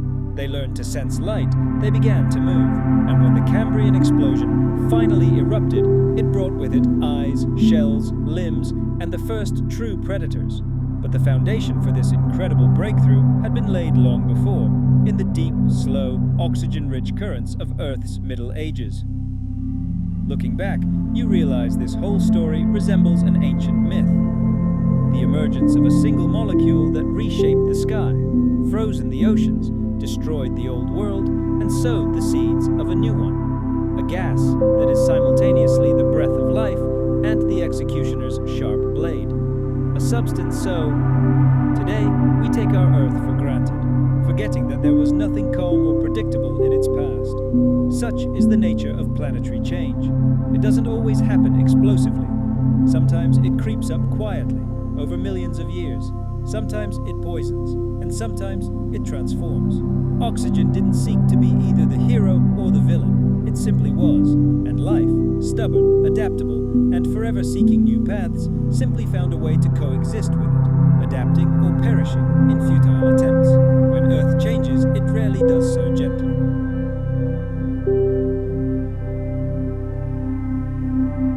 An oxygen paradise above, a toxic hell below. This led to the emergence of zones of fierce chemical competition. Bacteria that had once thrived in an oxygen-free world were driven deeper, forced to huddle in increasingly cramped and uninhabitable niches. Some adapted, others evolved, but most simply disappeared. Their metabolic pathways, once dominant on the planet, became relics of a long-gone era. And then, sulfur entered the picture. In this new chemical environment, some bacteria began producing hydrogen sulfide, a gas as poisonous as its pungent odor. You'd instantly recognize it as a rotten egg aroma if you were there. But in the Proterozoic seas, it wasn't just an unpleasant odor, it was a deadly threat.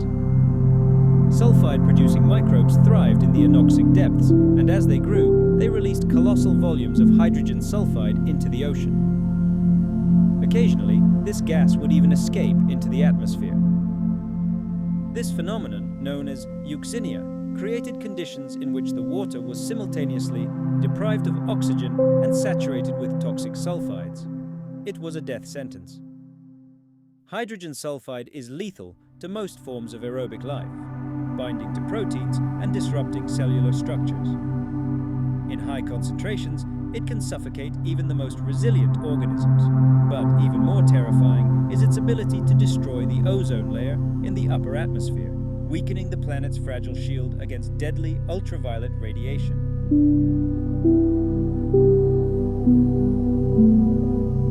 As a result of these catastrophic events, Earth has become not just a chemically divided planet, but also a toxic one. We see the legacy of those times today in deposits of black shales, fine-grained, organic-rich rocks formed in anoxic conditions. These rocks are more than just fossils. They are the frozen breath of ancient microbes, the remains of a toxic sea, and the consequences weren't limited to the oceans. As atmospheric oxygen levels rose, the concentration of methane, the primary greenhouse gas of ancient Earth, fell. Methane traps heat dozens of times more effectively than carbon dioxide. When oxygen oxidized it, converting it into the less efficient CO2 and water, the planetary thermostat shifted dramatically. The result was global cooling, which may have triggered the first of the great glaciations in Earth's history. The Huronian glaciation, which occurred shortly after the Great Oxidation Event, may have been driven by this very chemical feedback. As oxygen displaced methane from the atmosphere, the greenhouse effect weakened, temperatures plummeted, and ice spread across the globe. Tropical seas, once teeming with microbial life, turned to icy mush. This cycle is a brilliant example of how everything on Earth is interconnected. Microbes change the air changes the climate. Climate influences the environment, and the environment, in turn, determines the diversity of species.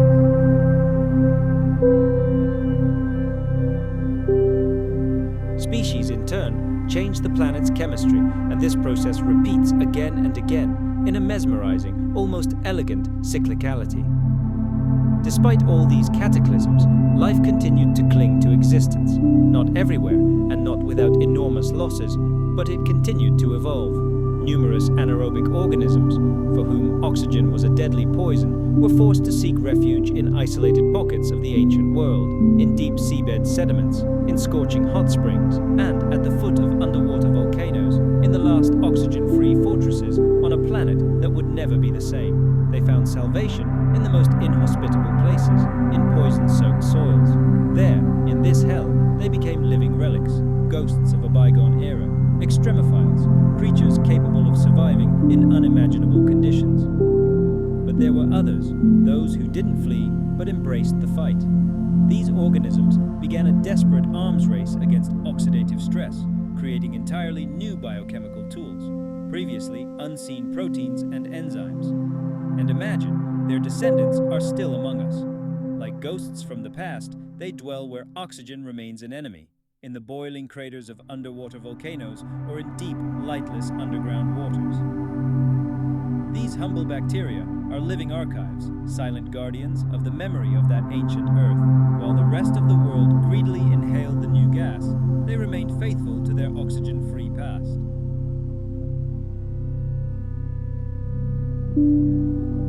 But for those who embraced oxygen, incredible opportunities opened up.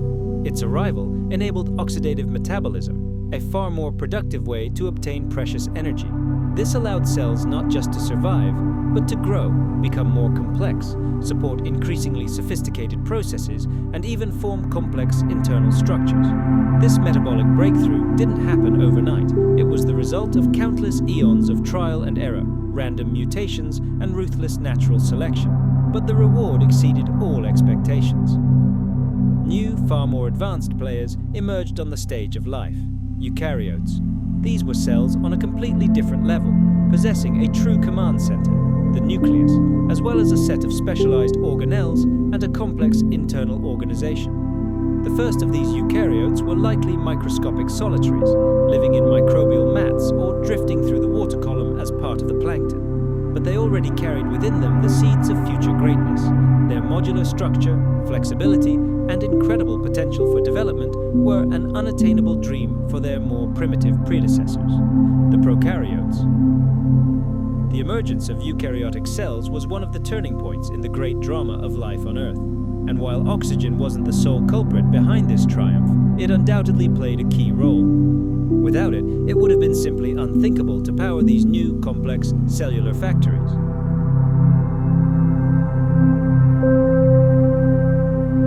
But, as often happens in great stories, every gift comes with a price. Oxygen, which gave life to some, became a death sentence for the planet itself in its former form. The face of the Earth began to change irreversibly. Imagine this scene. Minerals that had lain dormant for millions of years began to literally rust. Rocks that seemed eternal crumbled to dust under the onslaught of a new chemical agent. Turbulent rivers carried an entirely new cocktail of chemical elements into the oceans: phosphorus, molybdenum, heavy metals. All these substances, generated by microbial activity, began to have a colossal impact on ecosystems. Even the oceans were transformed. Their color, their smell, everything became different. Whereas the waters of ancient seas once shimmered with the hues of dissolved iron, now they sparkled with new colors, filled with new chemical compounds. And today, studying sedimentary layers, we can witness this monumental transition firsthand. Banded iron ores give way to red seams. Continental rocks, covered in rusty patches of oxidized iron, serve as silent witnesses to this global transformation. The planet began to rust. The very Earth was turning crimson, and the author of this grandiose picture was not some unknown artist, but billions of tiny microbes that had reshaped the very atmosphere.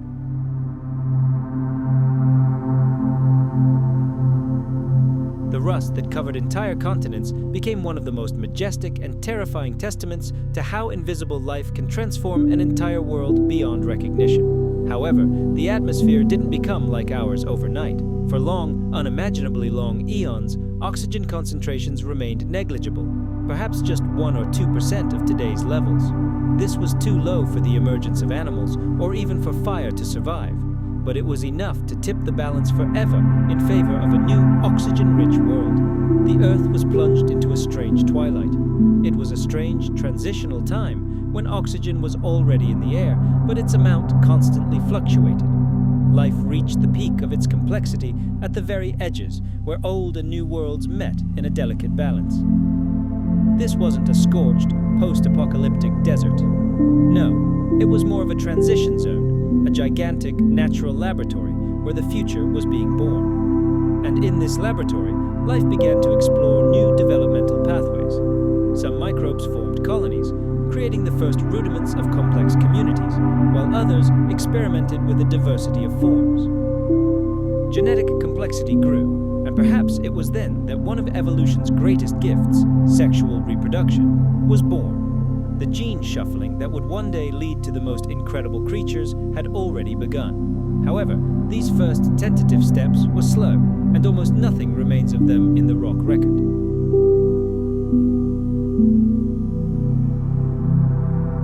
For a long time, the planet fell silent again, but this was only the calm before the storm. Beneath the surface, invisible mechanisms of change continued their work.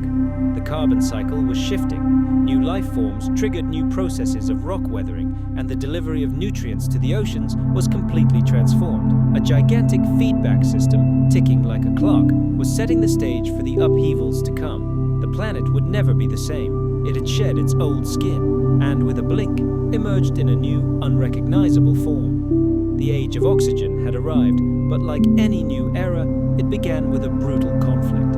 Oxygen wasn't a passive guest who simply arrived and took its place.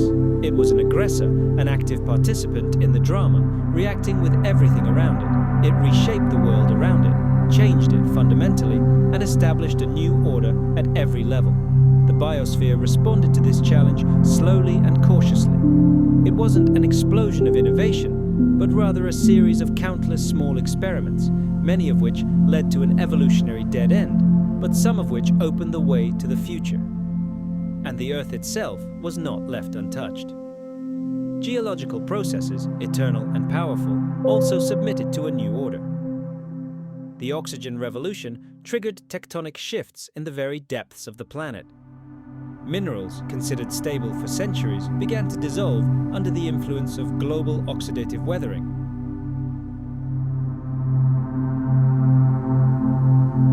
Soils became more vibrant and dynamic. Rivers carried previously unseen elements to the seas, metals, phosphates, clays, creating the very rich chemical broth in which new, complex life would emerge. And iron, that ancient metal, was also part of this great transformation. Dissolved in the ocean and once floating in vast quantities, it was now trapped. Oxygen bound it, captured it, and deposited it on the sea floor.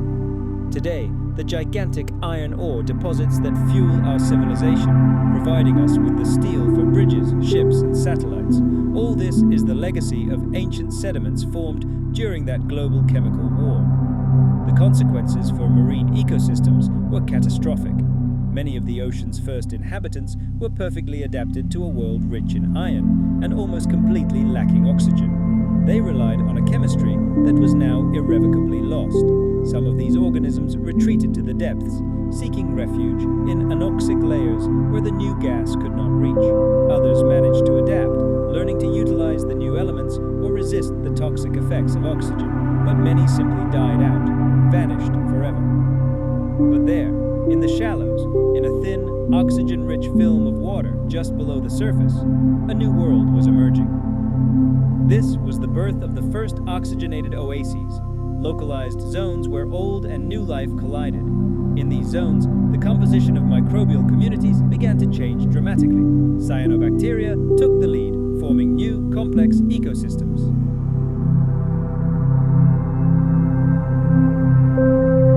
It was like a dress rehearsal for modern natural communities, only played out on a microbiological scale, and the consequences of this process continued to snowball.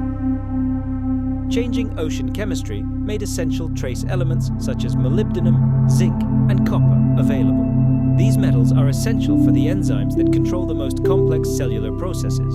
With their emergence, new metabolic horizons opened. Life began experimenting not only with respiration, but also with cell growth, division, and coordination. Oxygen didn't just allow cells to grow larger, it paved the way for the creation of more sophisticated biological structures. Biochemical specialization emerged. Cells became more complex, not only for survival, but also for interaction with one another. Thus, the stage was set for the emergence of multicellular life, not a miracle, but the result of a long chain of random yet fateful events. However, the world was still far from stable. The atmosphere was constantly changing, oscillating between calm and chaos. Oxygen levels soared and then plummeted as the gas reacted with sulfur or methane. These were turbulent, unsettled centuries, entire eons filled with ups and downs.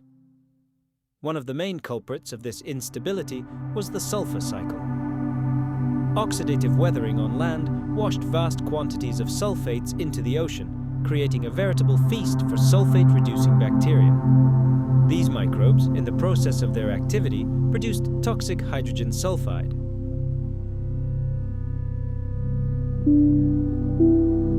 This hellish mixture, oxygen at the surface and hydrogen sulfide in the depths, turned vast swaths of the ocean into chemical dead zones. These euxinic or hydrogen sulfide episodes left their mark on sedimentary rocks in the form of anomalous sulfur isotopes. These strange chemical signatures, like the fingerprints of an ancient crime, tell us that the world was not simply saturated with oxygen, but also reacted to it in complex and often hostile ways. There's even evidence that, at certain points, hydrogen sulfide may have escaped from the ocean into the atmosphere. In high concentrations, this gas can destroy the ozone layer, opening the way to deadly ultraviolet radiation. For early life on the surface, this would have been a real catastrophe. Perhaps this is why multicellularity remained a secondary, risky strategy for so long. And yet, life clung to existence in the most remote corners, in places where the environment was too complex to be completely sterilized. Even in the midst of these crises, the seeds of cooperation were already beginning to sprout. eukaryotic cells were becoming increasingly common, and the fossil record, though still sparse, is beginning to show us the first signs of the emergence of larger, more complex structures. Were these primitive colonies, or the first true tissues? It's impossible to say with complete certainty, but the vector of evolution was already set, and it was inexorable.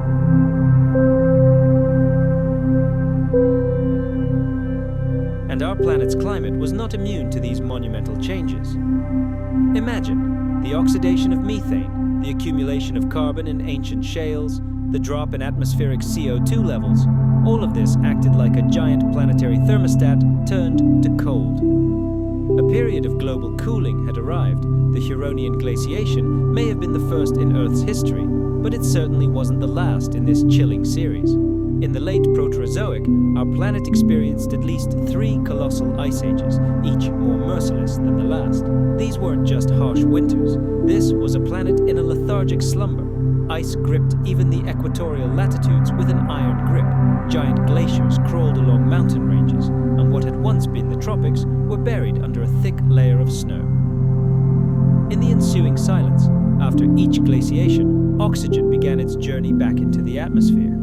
As the Earth turned into an ice ball, photosynthesis ceased, but the volcanoes did not doze.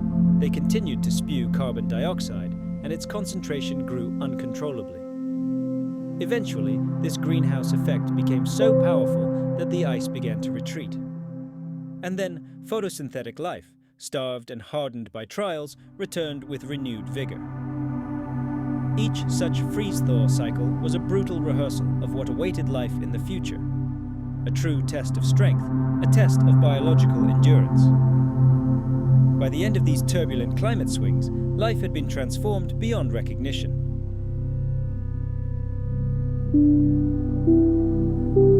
Space opened up not only for survival, but also for the creation of complex structures, and very soon, this structure would evolve into movement, behavior, and ecosystems of astonishing complexity.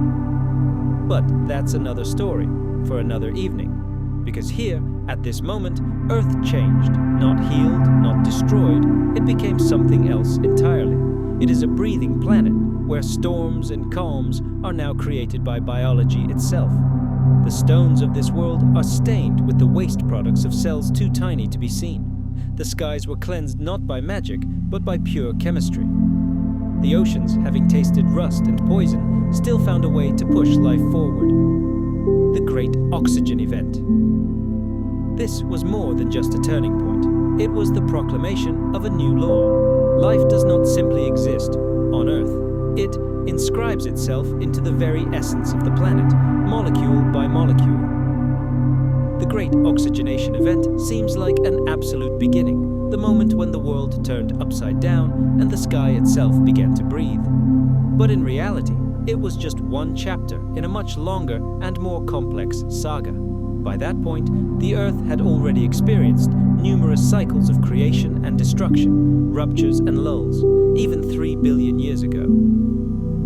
The saturation of the atmosphere with oxygen was not the beginning of change. It was merely part of an ancient rhythm that had been resonating for all eternity. To truly understand this moment, we need to go even further back in time.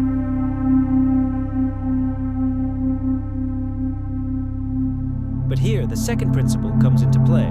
The environment always fights back. In the early Archean, life was constrained by chemistry. There was no oxygen in the atmosphere, only gases emitted by volcanoes. Cells quickly adapted, developing a metabolism based on sulfur, iron, or methane. However, they were extremely vulnerable, dependent on a delicate balance, and existed in very narrow ecological niches. With the advent of photosynthesis, which purple bacteria were perhaps the first to master, life became more diverse and resilient.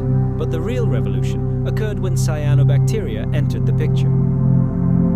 These unique microorganisms learned to harness the energy of sunlight to split water molecules, releasing oxygen. Initially, this oxygen was completely absorbed by iron dissolved in the ocean, but it was destined to one day escape and forever change the atmosphere. This was only the beginning of monumental changes. It was the first great upheaval in the history of the planet, the first mass extinction, and the first global transformation caused by life itself. But it was far from the last.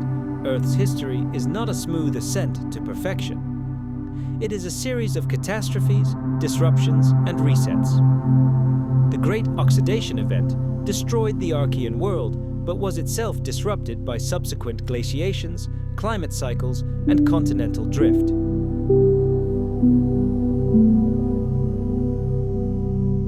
Imagine, the rise of oxygen in the atmosphere is not some unique, isolated incident when the composition of the planet's air changed and provoked planetary-scale catastrophes. Earth's history knows other such cataclysms. Let's fast forward to the end of the Permian period. Here, as a result of monstrous volcanic eruptions, so much carbon dioxide is released into the atmosphere that it leads to the largest mass extinction in history, with up to 90% of all living species disappearing from the face of the planet. And if we look back to the Devonian period, we see how sharp fluctuations in oxygen levels in the world's oceans led to the collapse of entire ecosystems, wiping out ancient coral reefs and many early fish species. Even in our era, which scientists call the Anthropocene, we observe echoes of these same processes. In the Great Book of Planetary History, familiar patterns emerge again and again: feedback loops, critical tipping points, and global climate shifts. History doesn't repeat itself exactly, but its rhymes, its patterns, recur again and again. Life is in perpetual motion. It evolves, inexorably changing the world around it, experiencing periods of prosperity and devastating declines. And then, having gathered its strength, it adapts, rises from the ashes, and begins its journey anew. Evolution isn't a smooth road leading from point A to point B.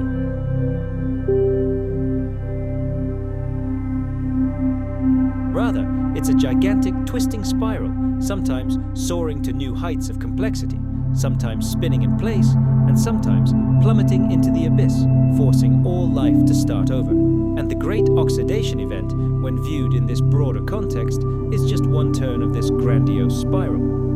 It wasn't unique in its destructive power, but it was a fundamental turning point. It was this cataclysm that set the precedent for all future global changes. The idea that tiny microscopic life forms can radically alter the geochemistry of an entire planet is now undisputed. But what a sobering realization. We've become accustomed to thinking of life as fragile, defenseless, entirely dependent on the whims of volcanoes or the impact of giant asteroids. And for the most part, this is true. But sometimes life itself becomes that asteroid, that inexorable force that brings total destruction. And this happens not through malicious intent or some fatal error, but simply because living organisms have become too adept at surviving and, in the process, have profoundly altered their home. Oxygen was merely a byproduct of ancient bacteria, and its accumulation in the atmosphere was never their goal. Yet this process changed everything: the planet's temperature, the chemical composition of the oceans, the mineral cycle, and ultimately the entire subsequent course of evolution.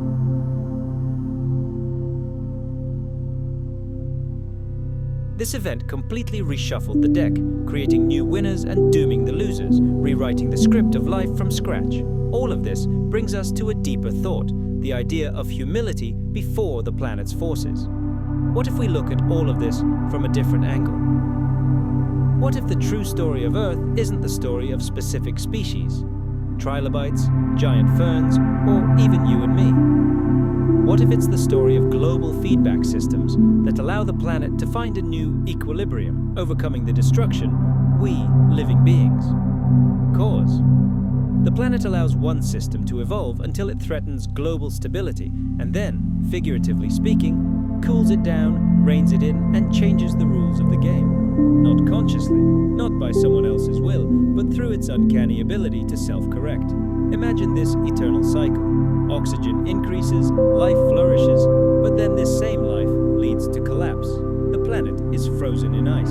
Volcanoes reheat the world. Life returns, but more complex than before.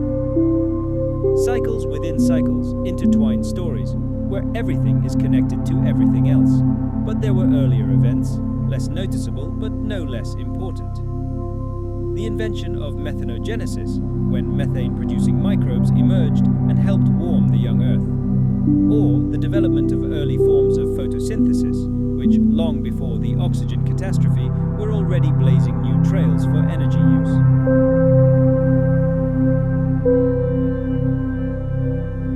Even the formation of Earth's iron core and the initiation of its magnetic field, all of this was necessary to protect the nascent atmosphere. Without these seemingly insignificant changes, the Great Oxidation Event would never have occurred. Without a magnetic shield, oxygen would simply have been blown away by the solar wind into space. Without the movement of tectonic plates, nutrients would remain forever locked in rock. And without oceans, photosynthesis itself would be meaningless. Perhaps the deeper truth is that Earth is not just a rock hurtling through space. It is a complex system, composed of countless interconnected parts. It can be thought of as a single organism on a planetary scale, not in a mystical, but in a strictly scientific sense. Air influences water, water wears away rock, rock provides food for life, and life, in turn, changes the composition of the air, and this cycle repeats endlessly. Today, we call this concept the Gaia hypothesis, not as a deity, but as a basis for understanding our planet as a single living whole. And the Great Oxidation Event became the first irrefutable proof of this concept. Life changed the planet, and the planet responded. When we look back on those ice-covered eras, at the silent stromatolites and the scorching crust of the Archean period, we see more than just a sequence of events. We see common themes: transformation, tension, the inexorable flow of time, and through it all, the calm, stubborn river of life.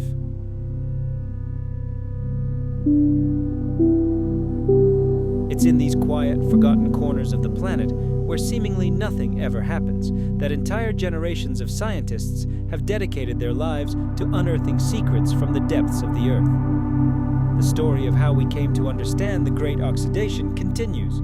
The ancient world it transformed is not simply a tale of gases and minerals. It is a story of people, curious, persistent, sometimes stubborn, often weathered and tanned, who set out in search of something they couldn't yet name. Take, for example, the vast expanse of the Pilbara region in Western Australia. It's an ancient craton, a land of scorching heat, sparse shrublands, and some of the oldest rocks on the planet. It was here, in this parched land, that a quiet scientific revolution began, not in the rocks themselves, but in how we learned to read them. In the 1980s, a paleobiologist named J. William Schopf, peering through a microscope, discovered tiny filamentary structures in a sample of ancient flint that looked suspiciously like fossilized microbes. They were found in the Apex Chert Formation, estimated to be an incredible 3.5 billion years old. At first, his claim sounded too much to believe. He claimed to have found the oldest fossil evidence of life on Earth, and not just any life, but photosynthetic bacteria, perhaps the distant ancestors of those very cyanobacteria that will one day fill the atmosphere with oxygen.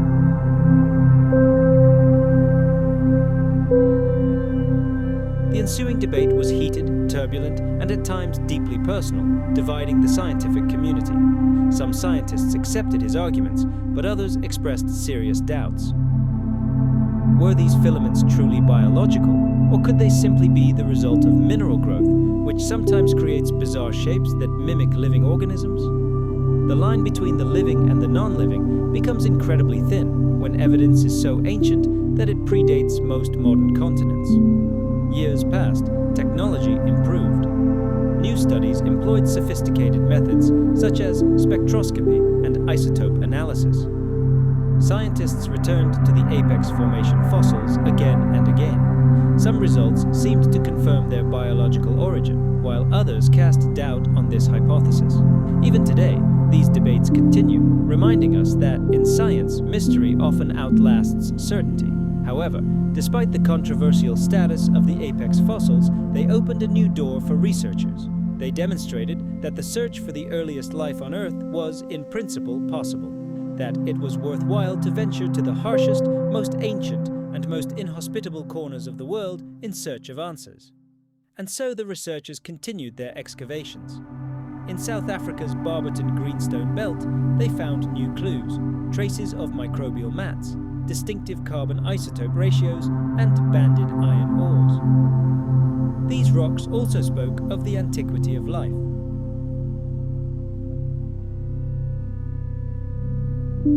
In those distant times, Earth already had oceans rich in dissolved iron, and microbes were actively colonizing this world.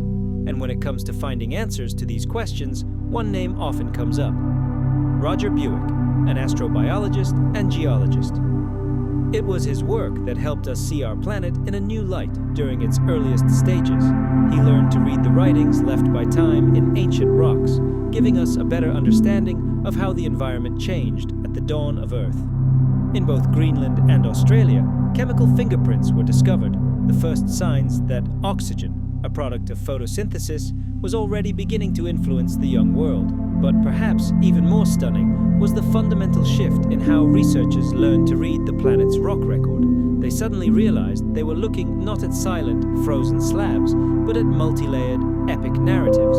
Before them were books written in the language of iron, sulfur, carbon, and silicon. For to read rock is to master the language of colossal pressures and endless time. Let's move on to the Temagami region of Canada. Here, while drilling deep into the Earth's crust, geologists extracted cores containing ancient sediments incredibly rich in iron. But this wasn't just any iron. It was arranged in perfectly even, rhythmic layers, creating what scientists call banded iron formations. For decades, the best minds in geology have puzzled over this mystery.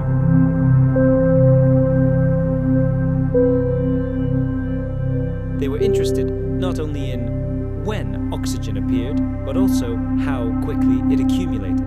Was this process smooth and gradual, or did it resemble a chaotic series of peaks and valleys?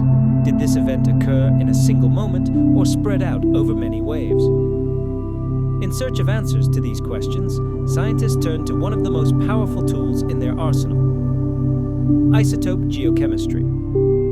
Imagine that every chemical element has several varieties, called isotopes, which differ from each other by tiny amounts. By measuring the ratio of these isotopes in ancient rocks, it's possible, like stepping into a time machine, to reconstruct the chemical landscape of bygone eras. Sulfur isotopes proved particularly important in this story. It turns out that in an oxygen-free world, sulfur undergoes very specific chemical reactions, leaving behind a unique isotopic signature. However, as soon as atmospheric oxygen levels rise, these reactions change dramatically. And so, in the geological record, at approximately 2.45 billion years ago, these ancient sulfur isotopic signatures suddenly disappear. In their place, an entirely new signature appears, one that could only have arisen in a world where free oxygen was already an integral part of the atmosphere. This signature became a global marker, a chemical signature of the Great Oxidation Event, a catastrophe that forever changed the face of the planet and left its imprint on rocks across the globe.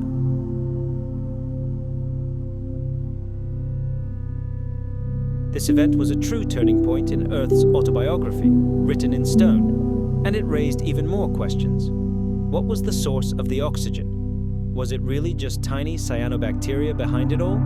Or perhaps plate tectonics, the movement of continents, played a role? And what if organic carbon buried on the ocean floor acted as a kind of preservative, preventing the oxygen from disappearing? One of the most influential researchers in this field was Donald Canfield, a geochemist who proposed a completely new, revolutionary model for the oxygenation of the Earth at the dawn of its history. In the 1990s, he put forward a bold hypothesis. Even after oxygen appeared in the atmosphere, the ocean remained a virtually lifeless, anoxic zone for a very long time. According to him, for more than 1 billion years, sulfides and iron, rather than oxygen, dominated the deep waters. This model, dubbed the Canfield Ocean, revealed that the chemical history of the early Earth was far more complex than we imagined. Oxygenation did not occur smoothly and gradually, but in leaps and bounds, in intermittent stages, incredibly slow and with constant reversals. This process was accompanied by peaks, catastrophic declines, and astonishing intermediate states. Other researchers have woven their own unique threads into this grand narrative. Timothy Lyons studied how rare trace elements like molybdenum and vanadium respond to oxygen levels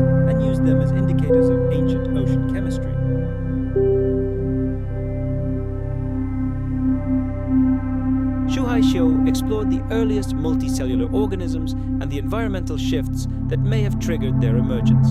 James Farquhar expanded our understanding of sulfur isotopic anomalies and their role in early atmospheric chemistry.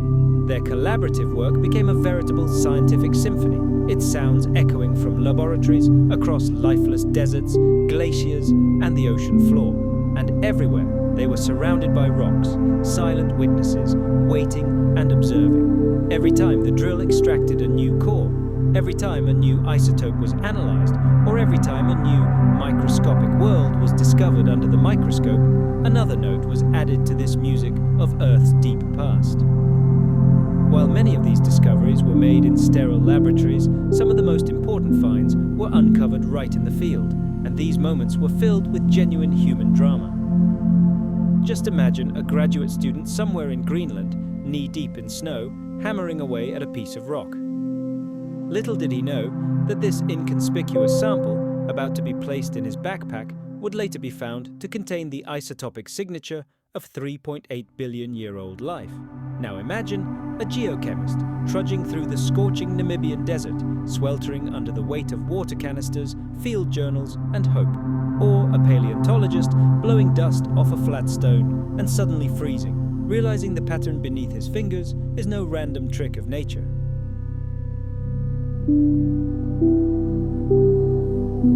He sees a honeycomb-like structure. These are traces of ancient life. These aren't scenes from an adventure film.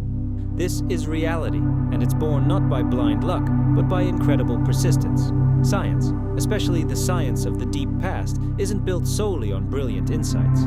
It's built on patience, on endless days spent on expeditions, on slow and painstaking data analysis, and on hypotheses that often die before they're even born. The story of the Great Oxidation Event is still full of blank spots and unsolved mysteries. Modern technologies, such as synchrotron imaging, sophisticated isotope analysis, and computer modeling of biochemical processes, allow us to take a fresh look at old questions. Perhaps we will soon have answers to the most important of them. Did oxygen levels rise once and for all, or was it a long, painful process with many stages? Was this event caused solely by biological factors, or did the movement of tectonic plates and the general cooling of the planet play a role? Could something similar happen again on other worlds, on other planets? And what does all this mean for us? That life on Earth nearly destroyed itself, a victim of its own success. These questions go far beyond science. They take on philosophical resonance. They force us to perceive ourselves not as masters of the Earth, but merely as its latest, perhaps temporary, experiment.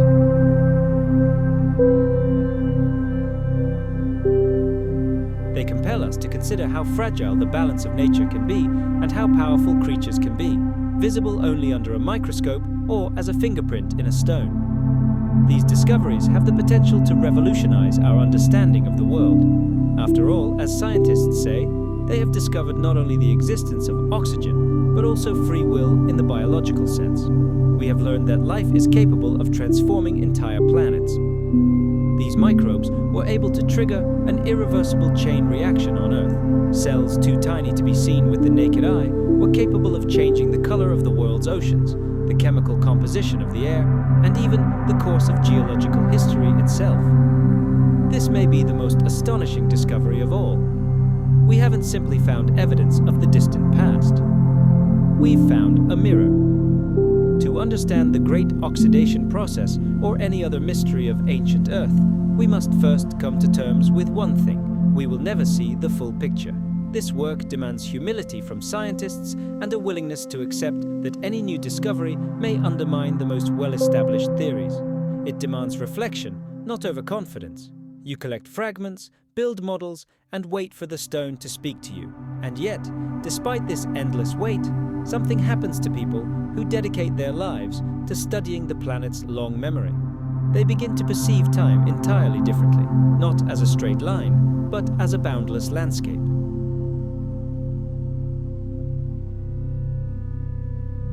In the 1960s, scientists Elso Barghorn and his student Stanley Tyler described these fossils as the earliest evidence of complex microbial ecosystems, likely dominated by those same cyanobacteria.